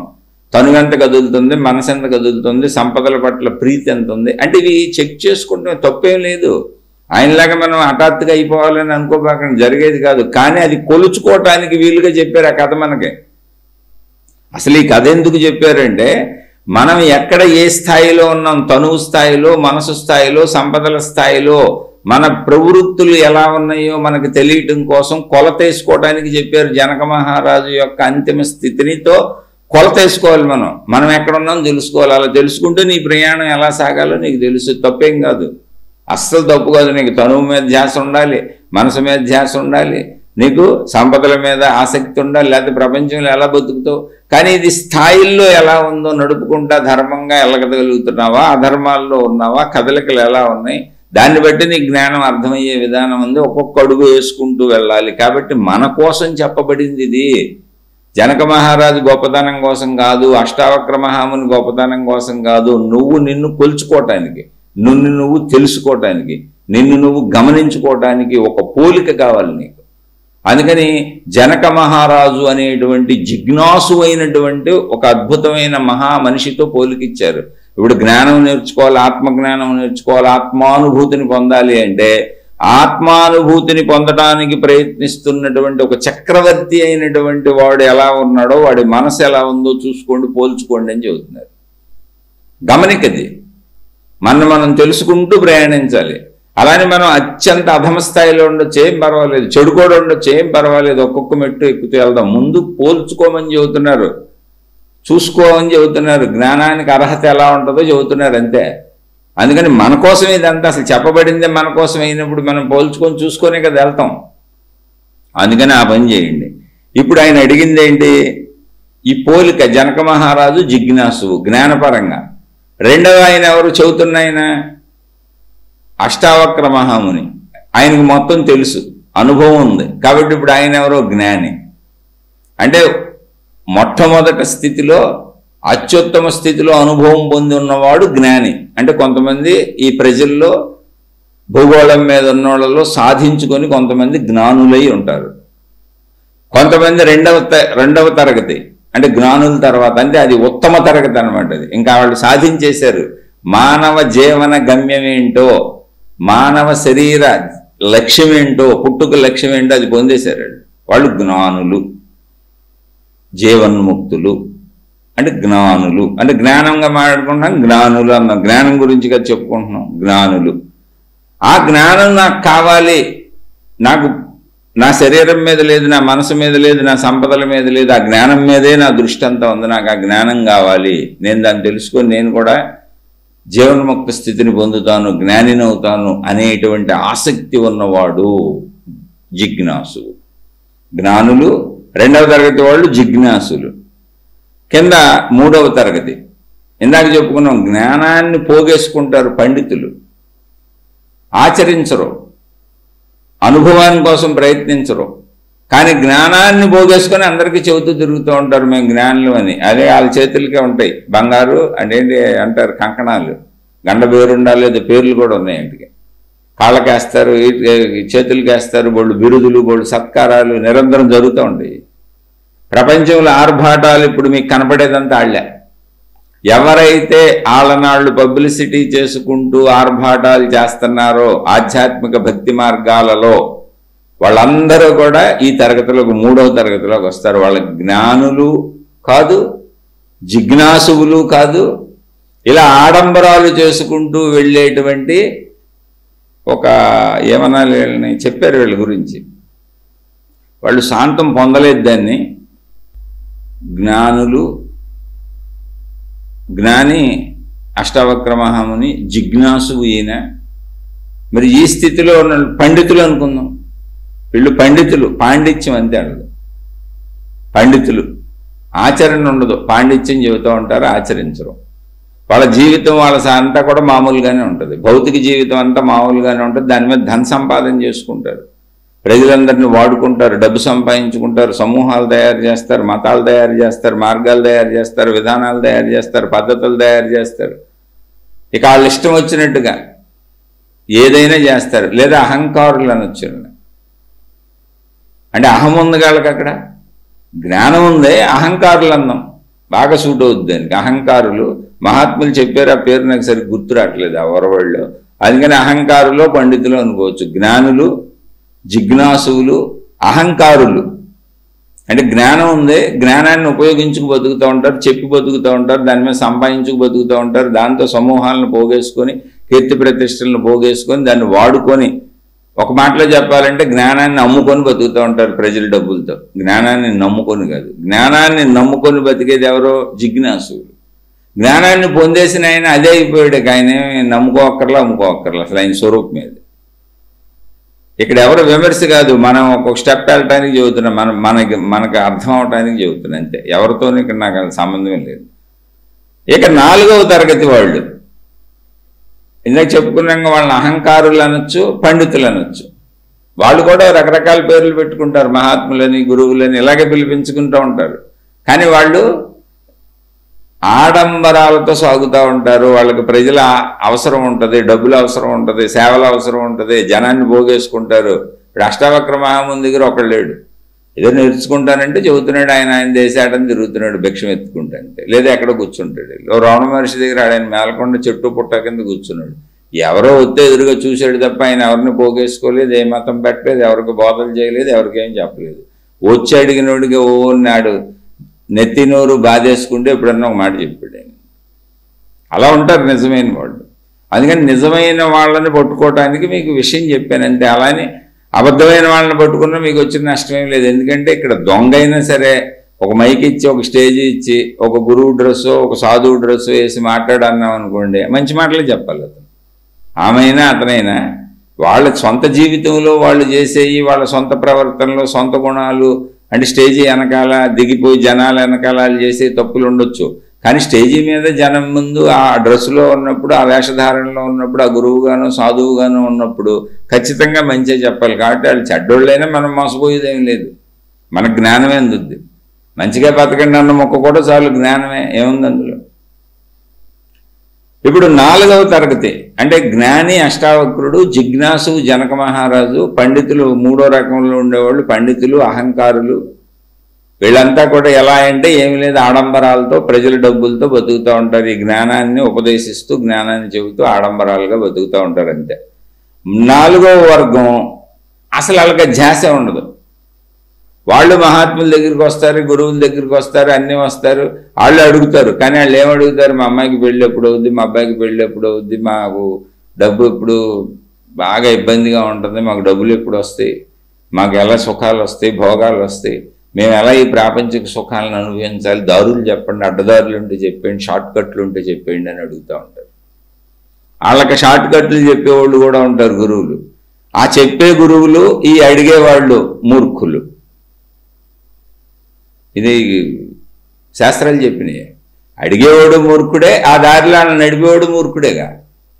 మూర్ఖులు వీళ్ళకి ఎంతసేపు ప్రాపంచిక విషయాలే అడుగుతారు. ఇంక ఇందులో బోళ్ళు తెగలు ఉంటాయి, కానీ మొత్తం కలిపితే మూర్ఖులు. ఎందుకు మూర్ఖులు అంటే మూర్ఖులు అధములు అనొచ్చు. ఎందుకని అంటే జీవితమయంలో అవకాశం ఉండి ఒక్క మానవుడికి తప్ప ఎవరికి అవకాశం లేదు ఆత్మజ్ఞానాన్ని పొందడానికి. అది వదిలేసుకొని ఇవన్నీ కోరుకుంటున్నారు వాళ్ళు. అది ప్రాబ్లం. అందుకని వాళ్ళు మూర్ఖులు, అందుకని వాళ్ళు అధములు. ఇప్పుడు 4 రకాల కేటగిరీస్ ఉంటాయి. ఒకటి పొందేసిన వాళ్ళు జ్ఞానులు, వాళ్ళు అసలు ఎవరు జోలికి వెళ్ళరు, వాళ్ళని గుర్తించడం కూడా నీ వల్ల కాదు. నువ్వు గుర్తించేసాను అనుకో, ఒకటే గుర్తు. వాళ్ళు గుర్తించాలి అంటే సింపుల్గా రమణ మహర్షిలాగా ఉంటారు. వాళ్ళకి దేహభ్రాంతి ఉండదు, గోచిపెట్టుకుపోతున్నారు. అసలు డబ్బులు ఎందుకు, గొడవ ఎందుకు, ఏం ఉండదు. మీరు చూసుకోండి. శిష్యుడు జనక మహారాజులాగా ఉంటారు. అందులో కొంచెం మళ్ళీ ఇంకో వర్గం, ఆ జ్ఞానం తెలుసు, పాండిత్యం, పుస్తకాలన్నీ చదువుకుంటారు, అన్నీ ఉంటే ఉపన్యాసాలు చెబుతారు, అన్నీ తిరుగుతూ ఉంటారు, చక్కగా ఆడంబరాలు చేసుకుంటూ ఉంటారు, బంగారు కంకణాలు వేసుకుంటూ ఉంటారు, పండిత వేషధారణలో ఉంటారు. కాకపోతే ఆ స్థితిని పొందలేదు. వాళ్ళ వల్ల ప్రపంచానికి నష్టం ఉండకపోవచ్చు, కానీ వాళ్ళు పొందలేదు. వీళ్ళు చెబితే ఎదుటోళ్ళు పొందరు. ఎందుకని వీళ్ళే పొందలేదు అసలు. అదొక వ్యాపకంగా పెట్టుకొని బతుకుతూ ఉంటారు. అదొక రకం. వాళ్ళని అహంకారులు అనొచ్చు, లేదా పండితులు అనొచ్చు, ఏదో ఒకటి అనుకుందాం, ఏముంది అనుకోవడానికే. ఒక ఊరిలో వర్గం అని చెప్పడానికి మూడో వర్గం. నాలుగో వర్గం అసలు అధములు, ఆ ధ్యాసే ఉండదు, అసలు ఆ వైపు ఆలోచనే ఉండదు. కానీ వాళ్ళు తిరుగుతారు.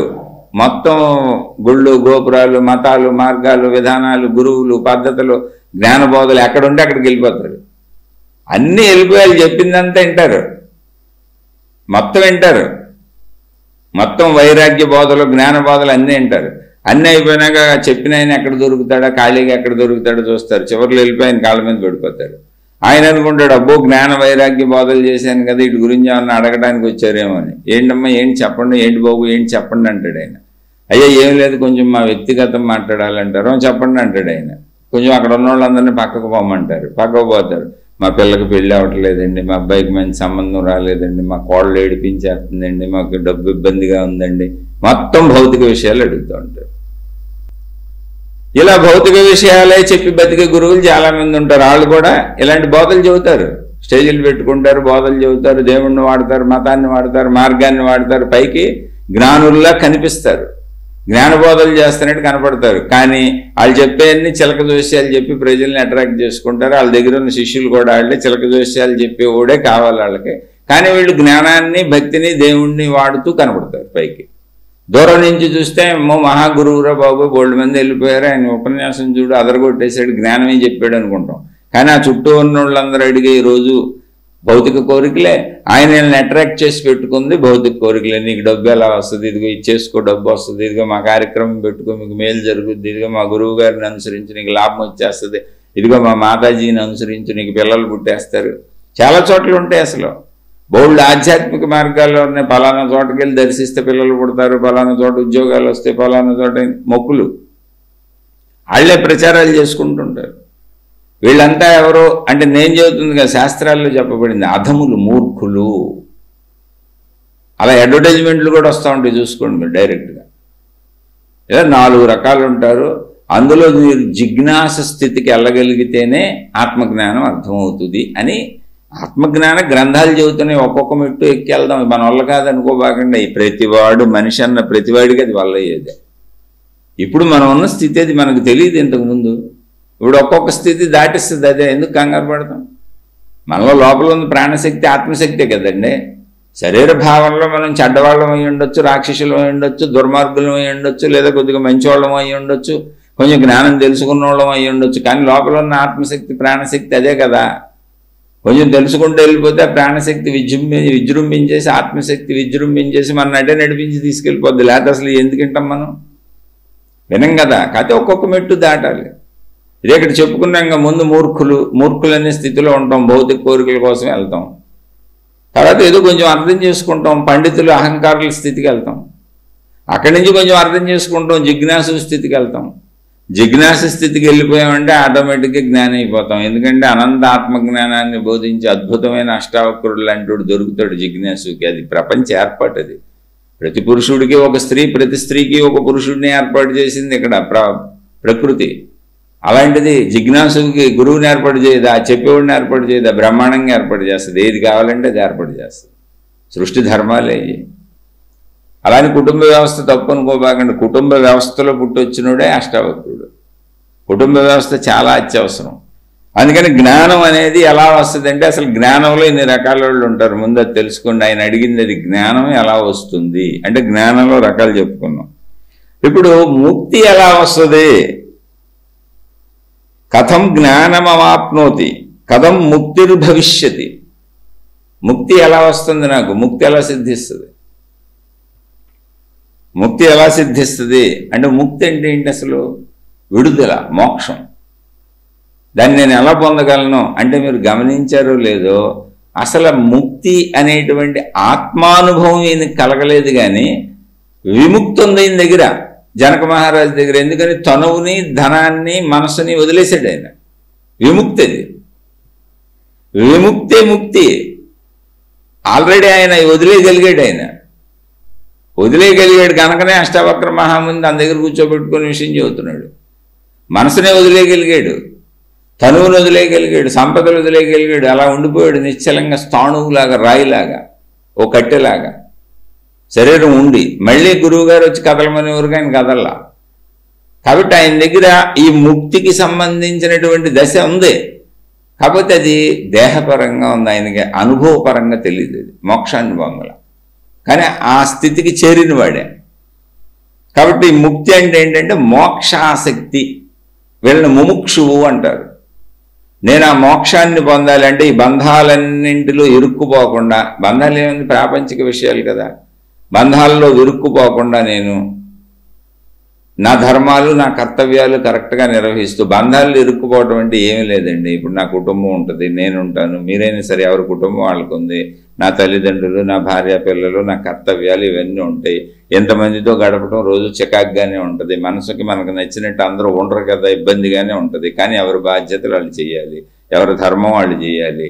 చక్కగా నీకు సృష్టి ఇచ్చినటువంటి శరీరంలో పంచేంద్రియ సుఖాలను ధర్మంగా అనుభవిస్తూ నీ కుటుంబాన్ని ఏర్పరచుకొని, కుటుంబాన్ని బాధ్యతగా చూసుకుంటూ, ఒకళ్ళతో ఒకళ్ళు సుఖపడుతూ, ఒకళ్ళకొకళ్ళు సహకరించుకుంటూ ఆనందంగా నిండు నూరేళ్లు బతకటానికి ఏర్పాటు చేయబడిన వ్యవస్థ కుటుంబ వ్యవస్థ.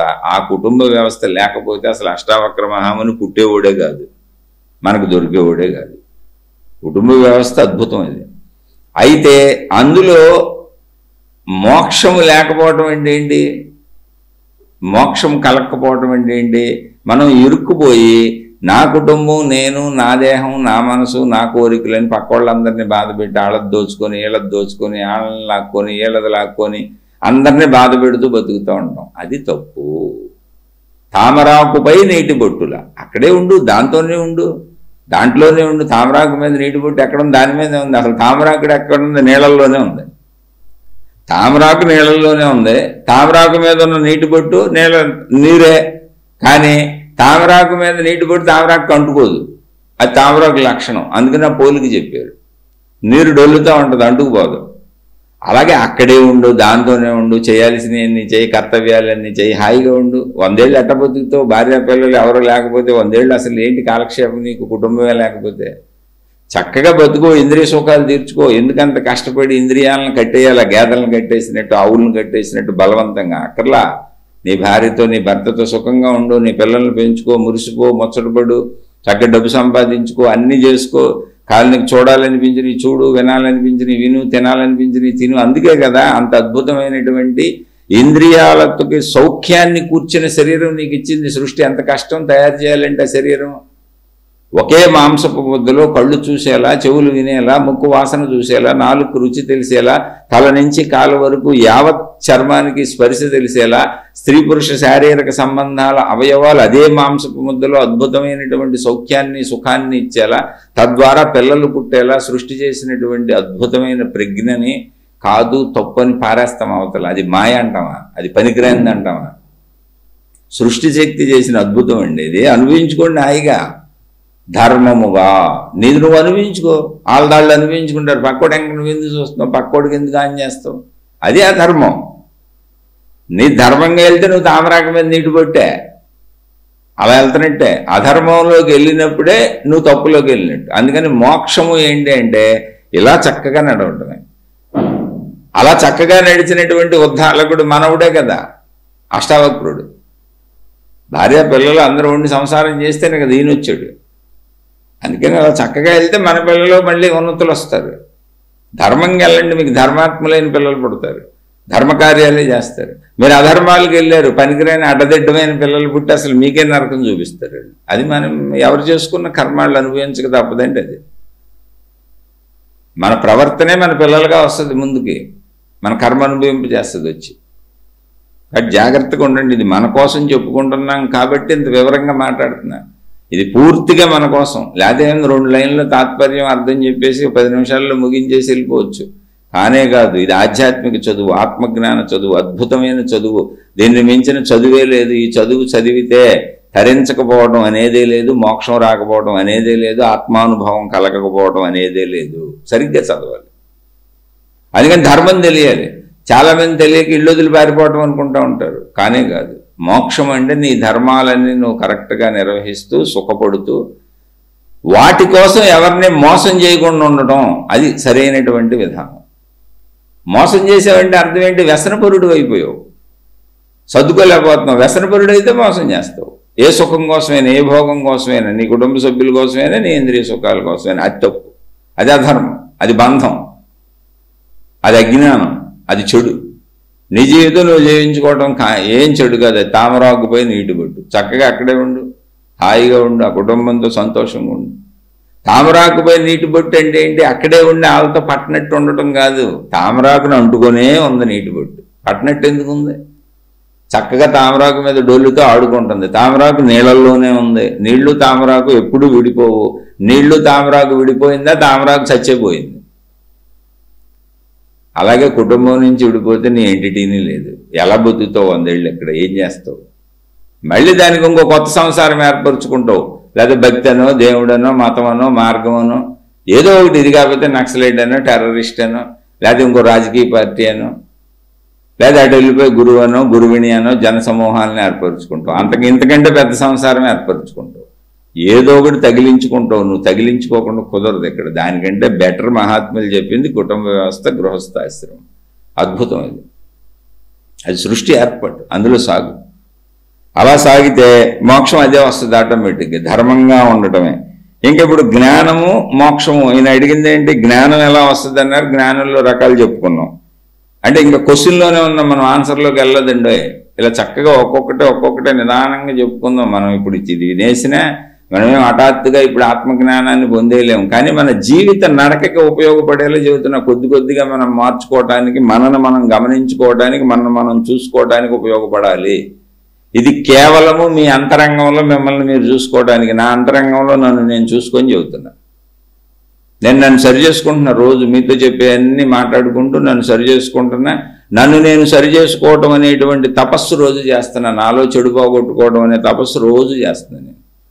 అయితే అది అంత ఈజీ కాదు. ఎందుకని? శరీరం అంతా పట్టేసి ఉంది. అది 55 ఏళ్ళు నాకు ఎప్పటి నుంచో పట్టేసి ఉన్నాయి ఈ భావాలు.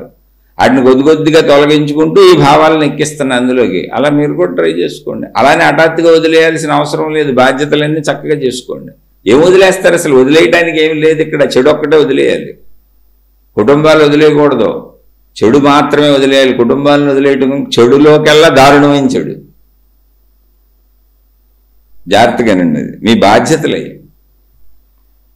ఇప్పుడు జ్ఞానం చెప్పుకున్నాం, ముక్తి చెప్పుకున్నాం. నేను అడిగింది ఏంటి? ఇంకోటి వైరాగ్యము. వైరాగ్యం ఎలా వస్తుంది అన్నారు. వైరాగ్యం అంటే ఏంటి? నాకేం అక్కర్లేదు, మనకు తెలిసిన భావన అదే. వైరాగ్యం అంటే విరాగము. అంటే రాగము అంటే బంధము అని, అటాచ్మెంట్. దానికి ఆపోజిట్ పదం వైరాగ్యము, విరాగము. అంటే రాగము లేకపోవటం అని. రాగము లేకపోవటం అంటే ఇప్పుడు సపోజ్ మనం ఉన్న ఈ ప్రపంచం ఉంది. ఇప్పుడు మామూలుగా సినిమాలు, షికారులు, సెల్ ఫోన్లు, పార్కులు, పిక్నిక్లు, విహారయాత్రలు ఇలా ఉన్నాయి అనుకుందాం ఊరికనే. చిచి ఏంటండి అందరూ ఈ సినిమాలు ఏంటి, పాడేంటి, ఆ దరిద్రం ఏంటి, ఇదేంటి, అదేంటి, ఒక నెగిటివిటీ.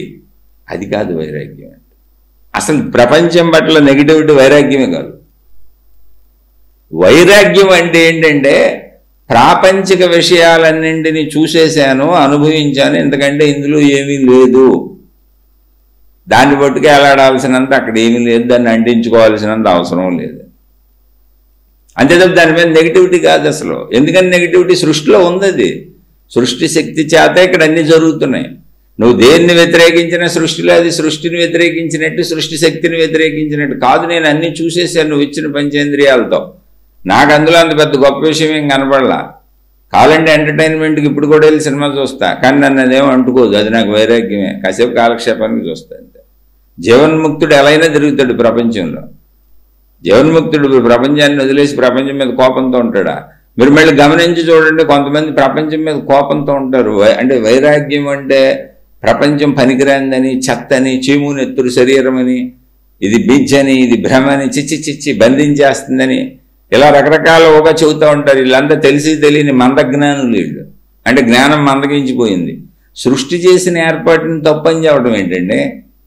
నువ్వు నేనా చేసింది? ఎంత కష్టపడి చేసిందండి సృష్టి? అసలు ఒక్కొక్క శరీర నిర్మాణం 84 లక్షల జీవరాశులు, దోమచేమ నుంచి అంత ప్లాన్డ్గా ఆ ఒక శరీర నిర్మాణం జరగాలంటే లక్షల కోట్ల గ్రహాలు, గోళాలు విశ్వంలో ఇవన్నీ ఎంత ప్లాన్డ్గా చక్కగా క్రమబద్ధీకరణలో ఒక్కటి కూడా నియమం తప్పకుండా కోటాను కోట్ల సంవత్సరాల నుంచి అలాగే సాగుతున్నాయి అంటే ఎంత అద్భుతమైన విశ్వశక్తి అని. దాని తప్పు అంటావా? చీవునెత్తురు శరీరం అంటావా? పనికిరాంది అంటావా?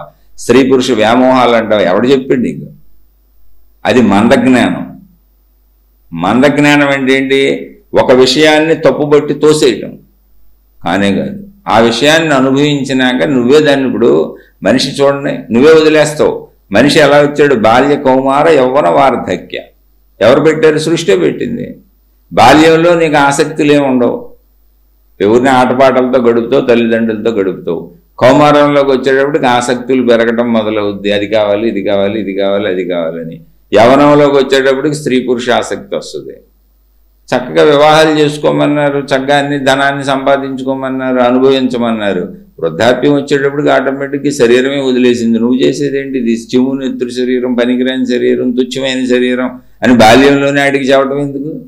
ఆడు అన్నీ అనుభవించినాక వృద్ధాప్యంలో ఆడే తెలుసుకుంటాడు. ఎందుకంటే ఇక్కడ ఏం లేదు అనుభవించడానికి. కానీ అది కదా జ్ఞానం. అందుకు కదా సృష్టి ఇన్ని మార్పులు శరీరానికి పెట్టింది. బాల్య కౌమార యవ్వన వార్ధక్య దశని. అందుకని మందజ్ఞానం అంటారు దాన్ని. మందజ్ఞానం ఏంటండి? జ్ఞానం మందగించిపోయింది, సరిగ్గా చెప్పట్లా కాదు. వృద్ధాప్యం వచ్చేటప్పటికి అనుభవించాను, భార్యా సుఖం చూశాను, భర్త సుఖం చూశాను, అంటే శారీరక సుఖాలు చూశాను, పిల్లల్ని కన్నాను, ఆ పిల్లల్ని పెంచుతుంటే ఆ వాత్సల్యం చూశాను, ఆ మధురం చూశాను. నా కళ్ళ ముందు నా పిల్లలు పెద్దోళ్ళు అయిపోయి ఆహా చక్కగా వాళ్ళు వివాహాలు చేసుకొని మళ్ళీ వాళ్ళ పిల్లల్ని కానీ ఆ మనవడో మనవరాళ్ళు, అబ్బబ్బబ్బబ్బా ఎంత బాగుందండి జీవితం. ఆహా చిన్నతనం నుంచి చక్కగా ప్రపంచాన్ని చూశాను, అద్భుతంగా కళ్ళున్నాయి, ఎన్నో విన్నాను, ఆహాహా చెవులతో అద్భుతంగా విన్నాను, ఎన్నో తిన్నాను, ఎన్నో అనుభవించాను, ఎన్నో స్పర్శలు, ఆహా శరీరం ఎంత హాయిగా గడిచిందండి. కష్ట సుఖాల మధ్యలో అలా చక్కగా సాగుతూ కష్టాలను అర్థం చేసుకొని ఓర్పుతో వచ్చాను, ఎక్కడ దుఃఖపడలేదు, ఎంత నేర్పుతో జీవితాన్ని గడిపాను, చాలు ఇంకెంతకంటే ఏముంది. మళ్ళీ పుట్టినా ఇంకో 100 ఏళ్ళు ఎక్కడే ఉన్నా, ఇంకో 100 సార్లు పుట్టినా ఇదే జీవితం కదా అనుభవించేది, ఇక చాలు నేను మోక్షానికి వెళ్ళిపోతాను అని వృద్ధాప్యంలో కోరికలు సన్నగిల్లిపోయేలా శరీరం దానంతటా అది వాటిని వదులుకునేలా సృష్టి చేసింది. నువ్వెందుకు వదలటం కష్టపడి? నువ్వు సృష్టి విధానంలో సాగితే మోక్షానికి వెళ్ళిపోతావు. అందుకని వైరాగ్యం అంటే నెగిటివిటీ కాదు. వైరాగ్యం అంటే ఆ విషయాన్ని అర్థం చేసుకొని ఇందులో ఉన్నది ఇంతే, ఇంతకు మించి ఇందులో ఏమీ లేదు అని దాని పట్ల నీకు కలిగినటువంటి ఒక నిర్లక్ష్యం అనాలా, లేదా అనుభవించేశాను కాబట్టి అవసరం లేని స్థితి. అది అవసరం లేని స్థితి అన్న నిర్లక్ష్యం అంటే అది పొగరుతో కాదు. ఇక తినేశాను చాలు, ఎన్నిసార్లు తింటాను, తినదే తిని చాలు, దాని మీద ఏం లేదు. మళ్ళీ ఏదో ఆకలేసింది, ఏం పెట్టినా పర్వాలేదండి, అబ్బో సంవత్సరాల నుంచి తింటున్నాను, ఆకలికి బతకడానికి ఏదో ఒకటి ఎంత పెట్టండి చాలు, అలా అంటుకున్నది లేదు. వైరాగ్యం అంటే అది. వైరాగ్యం అంటే ఏంటంటే ఒక్క మాటలో నాకు తెలిసి నేను చెప్పే విధానంలో నాకు అర్థమైంది ఏంటంటే, వైరాగ్యం అంటే సంపూర్ణంగా అన్నీ అనుభవించేసినాక ఇక చాలు అని కలిగిన ఒక సంతృప్తిలోంచి విషయముల పట్ల ప్రపంచము పట్ల ఆసక్తి లేని భావము. అంతే తప్ప దాని పట్ల ద్వేషం లేదు, మళ్ళీ అనుభవిస్తున్న వాళ్ళని చూసి జాలి లేదు.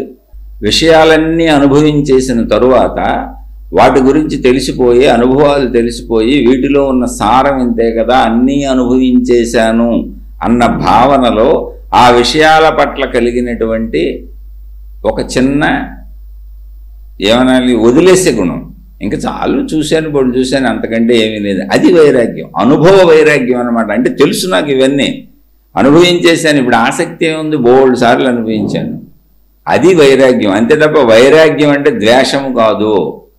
వైరాగ్యం అలానే నాకు వైరాగ్యం కలిగింది ఈ విషయం పట్ల, నేను అనుభవించాను, నాకు తెలుసు కాబట్టి వైరాగ్యం కలిగింది. మళ్ళీ నా వెనక అనుభవిస్తున్నాళ్ళు, నా పక్కన అనుభవిస్తున్నాళ్ళను చూసి చిచ్చి వెధవలు ఈ కోరికలతో తిరుగుతున్నారు, ఇలాగే తిరుగుతున్నారు, తుచ్చమైన కోరికలు వెనకే పోతున్నారు, వీళ్ళకి ఇంకా వైరాగ్యం కలగలేదు, అటువంటి భావాలు మాట్లాడే వాళ్ళు అసలు నిజమైనటువంటి మంచి మనుషులే కాదు. ఎవరి స్థితిలో వాళ్ళు ఉంటారు. నీకు అనుభవం కలగకుండా వైరాగ్యం అనేటువంటి అనుభవం ఎప్పుడొచ్చింది? నువ్వు అన్నీ అనుభవించినాక, వాటిని చూసినాక, వీటిలో ఉన్నది ఇంతే కదా అనే భావన కలిగినాక నీకు వైరాగ్యం వచ్చింది. అది విరాగము అంటే ఏంటో తెలుసా? అన్నీ అనుభవించినాక, అంటే కాయ పిందిగా కాయగా మారి పండు అయిపోయినాక చెట్టును వదిలేస్తుంది. ఇక చాలు, ఇంతే, ఏముంది, ఇప్పుడు చెట్టును బట్టి ఏలాడక్కర్లేదు నేను అని. అలా పండైపోయిన దశ అదే వృద్ధాప్యం. పోనీ ఇంకా అంతకంటే ఏం అనుభవించడానికి ఉంటే చెప్పండి. వృద్ధాప్యం వచ్చేసింది, ఇంకా అనుభవించడానికి ఏముంటుంది? ఒక మనిషిగా భూమి మీద పంచేంద్రియాల శరీరంతో ఓ వృద్ధాప్యం అంటే ఒక 60కో 70కో వచ్చింది అనుకుందాం. 60 ఏళ్ల జీవితాన్ని 70 ఏళ్ల జీవితాన్ని గడిపేసి అన్నీ అనుభవించేశాడు. పంచేంద్రియ సుఖాలన్నీ అనుభవించాడు. పిల్లల్ని కన్నాడు, వాళ్ళని పెంచాడు, వాళ్ళకి పెళ్లిళ్ళు చేశాడు, మనవాళ్ళని మనవరాలను కూడా ఎత్తుకున్నాడు. ఇంకేముంది? 1000 ఏళ్ళు ఉన్న మళ్ళీ ఇదేగా తిరిగి తిరిగి చేయటం. అప్పుడు కలిగినటువంటి భావన అన్నమాట వైరాగ్యం అంటే. అప్పుడు కలిగిన భావన. అసలు ఏమీ తెలియనోడికి నేను దాన్ని అనుభవించాలని ఆసక్తి ఉంటుందే, ఆ ఆసక్తి లేదు. నాకు అన్నీ తెలిసిన సంపూర్ణ భావన వైరాగ్యం. అది విద్వేషము కాదు, అది ద్వేషము కాదు. మళ్ళీ తిరిగి అనుభవిస్తున్న వాళ్ళ పట్ల ఎటువంటి భావన ఉండదు. వాళ్ళకి తెలియదు, వాళ్ళు ప్రయత్నించుకుంటున్నారు. నాకు తెలుసు, నాకు వైరాగ్యం వచ్చింది. అది వైరాగ్యం అనుభవంలోంచి వస్తుంది. ముందు తెలుసుకోండి అది. అందుకని ఎవరైనా కోరికలు వెనక పరిగెత్తుతున్నా, ఏదన్నా చేస్తున్నా, తెలియక తప్పులు చేస్తున్నా నిందించబాకండి. వెళ్ళే ఉండి అన్నీ తెలుసుకొని వస్తారు. మనం తెలిసేసుకున్నాం అంతే. వాళ్ళకంటే ముందు ప్రయాణించాం మనం, అంతకంటే ఏం లేదు. ముందు ప్రయాణించడానికి వెనక ప్రయాణించడానికి వయసుతో సంబంధం లేదు అంటానికి నిదర్శనే ఇక్కడ ఉన్న గురు శిష్యులు. అష్టావక్రుడు వయసు తక్కువ, జనక మహారాజు వయసు ఎక్కువ. అష్టావక్రుడికి భౌతికపరమైనటువంటి ఏ సంపదలు లేవు, ఏ అర్హతలు లేవు. ఒక్క జ్ఞానము, ఆత్మజ్ఞానము అనేటువంటి అర్హత తప్ప, జీవన్ముక్త స్థితి తప్ప, ఆత్మానుభవం తప్ప భౌతిక పరంగా ఆయన ఏ విషయంలోనూ జనక మహారాజుకు సరిపడు. కానీ ఆధ్యాత్మికతలో అదే అద్భుతం. ఎందుకని ఆత్మజ్ఞానం, అనంత ఆత్మానుభవం పొందిన వాడికి, మొత్తం విశ్వము నేనే అన్న భావన వచ్చిన వాడికి అసలు విశ్వ సంపద అంతా వాడిదే కదా, విశ్వం అంతా వాడే కదా, వాడికి లోటేంటి? ఇంక అంతా తానే కదా. ఇప్పుడు వాడిని మించిన గనుడు ఎవడుంటాడు? అసలు విశ్వశక్తి తానే, విశ్వ సంపద తానే, మొత్తం తానేగా. వాడికి మించిన అధికారం ఏంటి, వాడికి మించిన బలం ఏంటి, వాడికి మించిన సంపద ఏంటి, వాడికి మించింది ఏమీ లేదు. అందుకని ఇక్కడ వయస్సు నిమిత్తము కాదు, జ్ఞానము. అందుకని అష్టావక్రుడు చిన్నవాడు, మనకి ఎదురుగా ఉన్న జనకుడు పెద్దవాడు. అలా మనకు ప్రపంచంలో బోల్డు మంది తగలొచ్చు. అందుకని ఎవరినీ విమర్శించరు. నిజమైన జ్ఞాన మార్గంలో, ఆత్మజ్ఞాన మార్గంలో వెళ్ళేవాడు. నేను మీకు ఎప్పుడైనా నా శీర్షికల్లో, పోలికల్లో, ఆధ్యాత్మిక విధానాలను, గురువులను ఏదైనా చెప్పినప్పుడు, ఇలా దొంగ గురువులను, దొంగ విషయాలను చెప్పినప్పుడు ఎరుక కోసం చెబుతున్నానే తప్ప, అటువంటివి నిజంగా జరుగుతున్నాయి కనుక ప్రపంచంలో మోసపోకండి అని చెబుతున్నానే తప్ప, నాకు అసలు ఏ గురువులు తెలియని కూడా తెలియదు. నేను బయటకు వెళ్ళి ఇది 4వ సంవత్సరం. గతంలోయే నేను ఇప్పుడు మీతో ఏం మాట్లాడినా. అందుకని విమర్శ అసలు లేదు, హృదయంలో ఉండదు. ఎందుకంటే నన్ను నేను సరి చేసుకుంటూ, నన్ను నేను ఇస్త్రీ చేసుకుంటూ, నన్ను నేను మార్చుకుంటూ, నన్ను నేను నాలో చెడు పోగొట్టుకోవాలని నన్ను నేనే ఒత్తుక్కుంటూ వెళ్ళేటప్పుడు మళ్ళీ ఆన్లైన్ని తిట్టి, ఆన్లైన్ని విమర్శించి, ఆ చెడు, ఆ దరిద్రం అంతా మళ్ళీ నాకు అంటించుకోవడం ఎందుకు? అది నా బుద్ధి తక్కువతనం అయిపోద్ది, నా జీవితం వృధా అయిపోద్ది, నా కాలం వృధా అయిపోద్ది. కానీ కాదు, మీకు అర్థం అవడం కోసం మోసపోబాకండి అని. అప్పుడప్పుడు మోసాలు జరుగుతున్నాయి కనుక అవి కూడా నా దృష్టిలోకి వచ్చినప్పుడు, ఎందుకంటే యూట్యూబ్లోనే తెలుస్తుంది నాకు, బయటకు వెళ్ళను, నేను ఎవరితో కలవను. యూట్యూబుల్లో తెలుస్తుంది. యూట్యూబుల్లో కొన్ని దీనికి సంబంధించిన విషయాలు పెడుతున్నారు, ఇలా మోసాలు జరుగుతున్నాయని. అందుకని నేను చెప్పినాక కూడా మిమ్మల్ని యూట్యూబుల్లో చూసుకోండి అని చెబుతాను. ఎవరిని విమర్శించను అనే ఉద్దేశం కాబట్టి వాళ్ళ పేర్లు చెప్పను, ఆ సంస్థల పేర్లు చెప్పను, ఆ గురువులు, మహాత్ములు, మనుషుల పేర్లు నేను చెప్పను. ఎందుకంటే నాకేం పని వాళ్ళతో. మోసం చేసేవాడు వాడే మోసపోతాడు. వాడు తననే మోసం ఏం మోసం చేస్తారు? డబ్బు మోసం చేస్తారు, శారీరక సంబంధాల్లో మోసం చేస్తారు, మోసం చేసి కీర్తి ప్రతిష్టలు సంపాదించుకుంటారు. అంతకు మించి ఏముంటుంది? చావును ఆపుకోగలవా? శరీర ఎదుగుదల ఆపుకోగలవా? శరీర బలహీనత ఆపగలవా? ఊడిపోయే పళ్ళు ఆపగలవా? రాలిపోయే జుట్టు ఆపగలవా? నెరిసిపోయే జుట్టు ఆపగలవా? శిథిలమయ్యే శరీరాన్ని ఆపగలవా? మరణాన్ని ఆపుకోగలవా? అందుకని మోసం చేసేవాళ్ళు ఎప్పుడు కూడా మళ్ళీ ఇంకో జన్మకి తమ మోక్షాన్ని వాయిదాలు వేసుకుంటున్నారు అంతే. మనకెందుకు గొడవ, వాళ్ళే నష్టపోతున్నారు. వాళ్ళ గురించి మాట్లాడి మనం ఎందుకు నష్టపోవటం? అందుకని అసలు విరోధ భావమే పెట్టుకోబాకండి. కాబట్టి చెప్పేటువంటి స్థితిలో ఉన్నాను కనుక వింటున్న వాళ్ళు నిజమైన మార్గంలో వెళ్ళాలి కనుక మోసపోకండి అని ఊరికనే మనుషుల పేర్లు, విషయాల పేర్లు, అంటే సంస్థల పేర్లు చెప్పకుండా విషయం చెప్పి వదిలేస్తున్నాను. ఎందుకంటే మీరు ఎరుకుతో ఉండటానికి అంతే. నేను అసలు మోసపోయే అవకాశమే లేదు. ఎందుకంటే నేను 4 ఏళ్ళు అయింది బయటకు వెళ్ళటంలో, ఇది 4వ 7 3 ఏళ్ళు నిండిపోయింది. ఇంకా నాకు ప్రపంచంతో సంబంధం లేదు, నా కుటుంబ పరిస్థితి లేదో చూసుకొని ఇంట్లో కూర్చోను. నా కుటుంబ బాధ్యతల వరకే 15 రోజులకో 10 రోజులకో ఒక్కసారి బయటకు వెళ్తే చాలు, నేను ఏదో సరుకులు గిరుకులు తెచ్చుకోవటానికి. మిగిలిందంతా ఇలా ఏదో జీవితకాలం ఇలా మీతో సంభాషించుకుంటూ గడిపేస్తా. కుదిరితే ఈ జన్మలో అనుగ్రహం ఉంటే ఆ మోక్షం వస్తుంది, ఆత్మానుభవం అవుద్ది. లేకపోయినా పర్వాలేదు, ఇంకా బయటకు వెళ్ళిన ఇలా మీతో ఏదో 4 మంచి మాటలు చెప్పుకుంటూ ఇలా కాలక్షేపం చేస్తే. ఎందుకంటే శరీరం సహకరించే స్థితి కూడా తగ్గుతుంది, వృద్ధాప్యం వస్తుంది. కాబట్టి మోక్షాన్ని పొందగలను లేదో అంత ధైర్యం, అంటే శరీర పటుత్వము మానసిక పటుత్వం సరిపోతాయో లేదో కూడా నాకు తెలియదు. పైగా కుటుంబం ఉంది, ఇంకా పిల్లలు సెటిల్ అవ్వలేదు, భార్య ఉంది, మళ్ళీ వీళ్ళ అనారోగ్యాలు, నా అనారోగ్యాలు, అవసరాలు ఇవన్నీ ఉన్నాయి కదా. అందుకని గడపటం అయితే ఇలాగే గడుపుతా. పొందుతానా లేదా అన్నది ఈశ్వరేచ్ఛ, సృష్టి సంకల్పం, విశ్వ సంకల్పంలో ఉంది. నా ప్రయత్నం అయితే ఆపను. అందుకని నేను చెబుతుంది వింటున్న వాళ్ళు ఎవరైనా ఉంటే దయ ఉంచి మీకు అర్థమయ్యి ఇది కావాలనుకున్న వాళ్ళే వినండి. నాలో తప్పులు ఎత్తుకుదాం అనుకున్న వాళ్ళు, నువ్వు తప్పు చెబుతున్నావని నాకు తిరిగి చెబుదాం అనుకున్న వాళ్ళు దయించి వినకండి. మీ పాదాలకు నమస్కరిస్తున్నాను. ఎందుకంటే నేనే చెబుతున్నా, నేను సామాన్యుడిని, నేనేదో ఇందులో కొట్టుకుంటున్నాను, ఏదో మౌనం పెట్టు కూర్చున్నాను, మనుషులతో పని లేదు, చక్కగా స్పీకర్ ముందు చెప్పేసి రికార్డ్ చేస్తే ప్రజల్లోకి వెళ్తుంది. ఏదో అంతకుముందు నాకు పరిచయస్తులు చాలామంది ఉన్నారు, వాళ్ళు అడుగుతున్నారు, అవన్నీ చెప్పండి, ఇంతకుముందు మీరు చెప్పేవాళ్ళు ఇప్పుడు మౌనం పెట్టుకున్నారు కదా అని మా వాళ్ళు అడుగుతుంటే చెబుతున్నాను. అలా చెబుతూ ఉండగా కొంచెం అలా మొదలు పెట్టగా కొంతమంది బయట వాళ్ళు కూడా సోదర సోదరీమణులు విని అడుగుతున్నారు, అందుకని చెబుతున్నాను. నాకు కూడా ఈ కాలక్షేపం బాగుందని చెప్పే కదా, సత్కాలక్షేపం, జ్ఞాన కాలక్షేపం, ఆత్మజ్ఞాన కాలక్షేపం. కాబట్టి చక్కగా ఏదో జీవితం అలా గడుపుకుంటున్నాను. అంటే ఒకవేళ నేను సరిగ్గా చెప్పలేదు అనుకుంటే నేనే చెబుతున్నా, అసలు నేను జ్ఞానిని కాదు, పండితుడిని కాదు.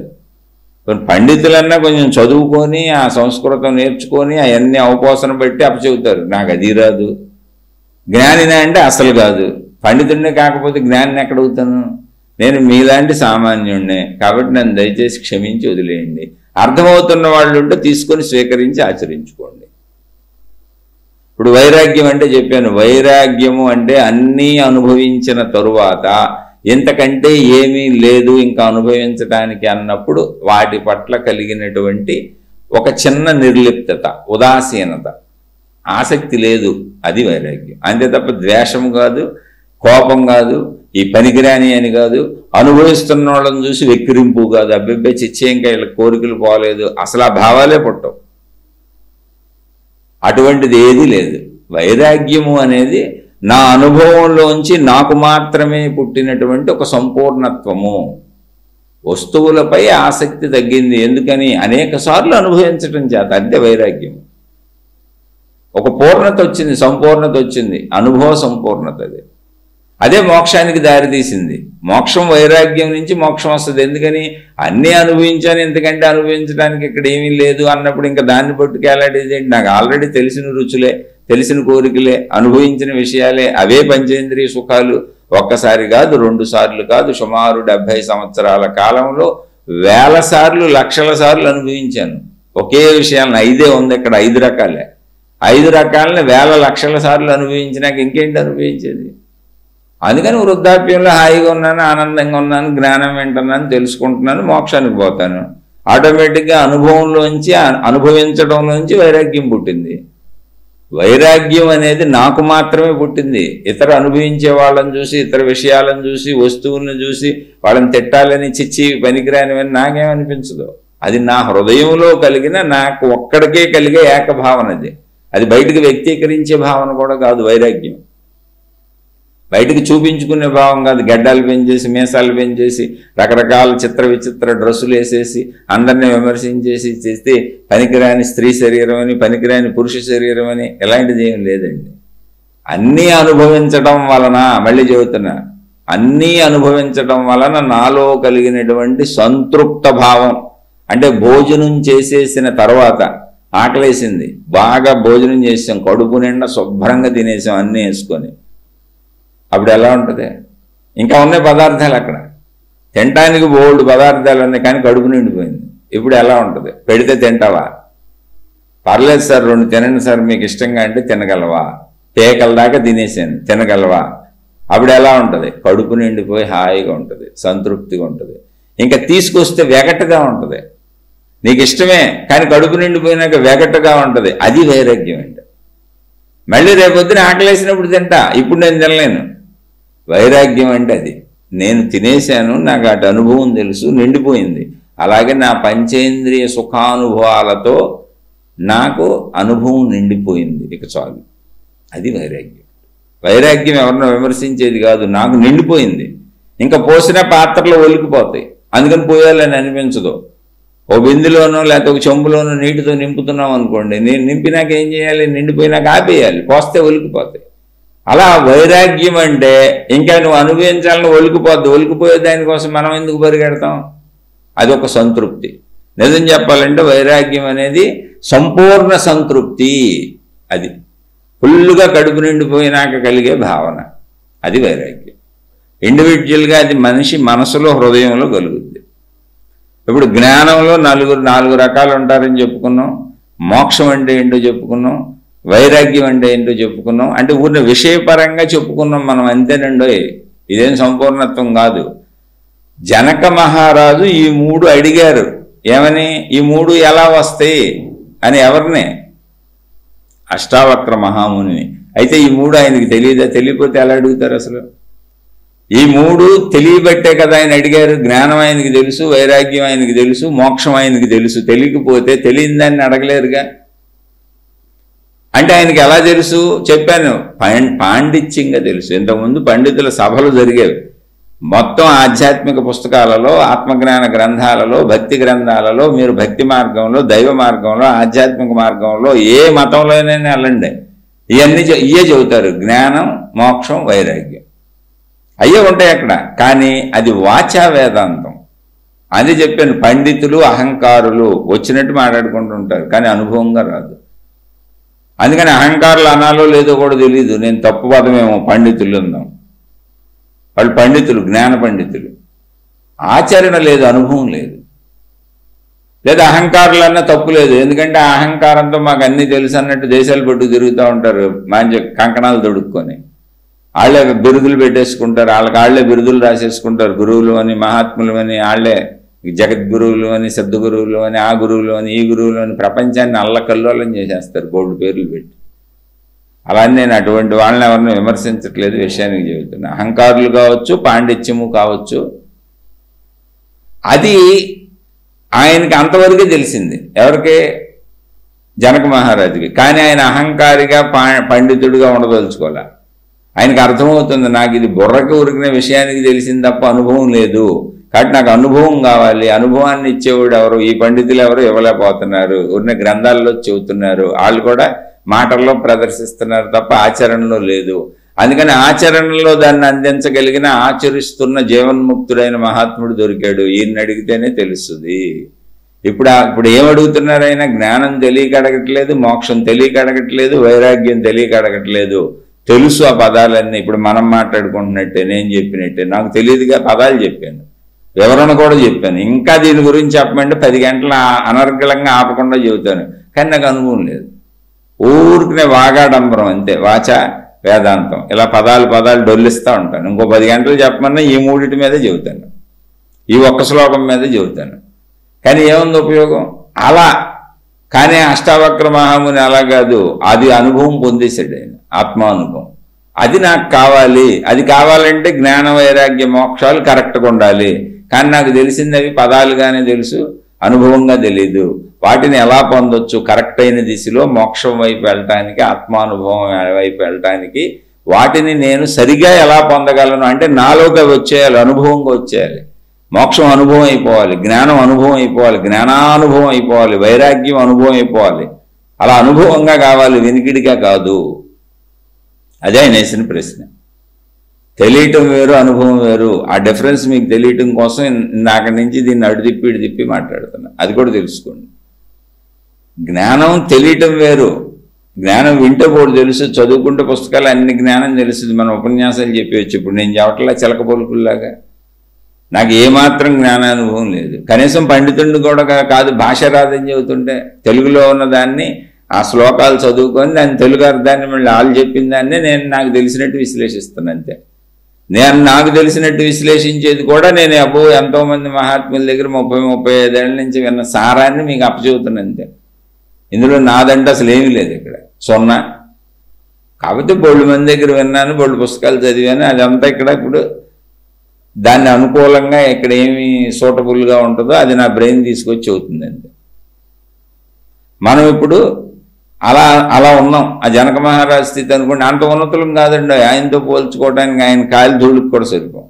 కానీ ఊరికిన విషయం తెలుసు, అనుభవం ఎలా, అది జనక మహారాజు అడిగింది. మనకు కూడా అదే కావాలి. కొద్దిగా అందులో ముందుకెళ్ళే ప్రయత్నం చేద్దాం. ఈరోజు జనక మహారాజు ప్రశ్నించిన మొదటి శ్లోకాన్ని చెప్పుకున్నాం అష్టావక్ర గీతలో.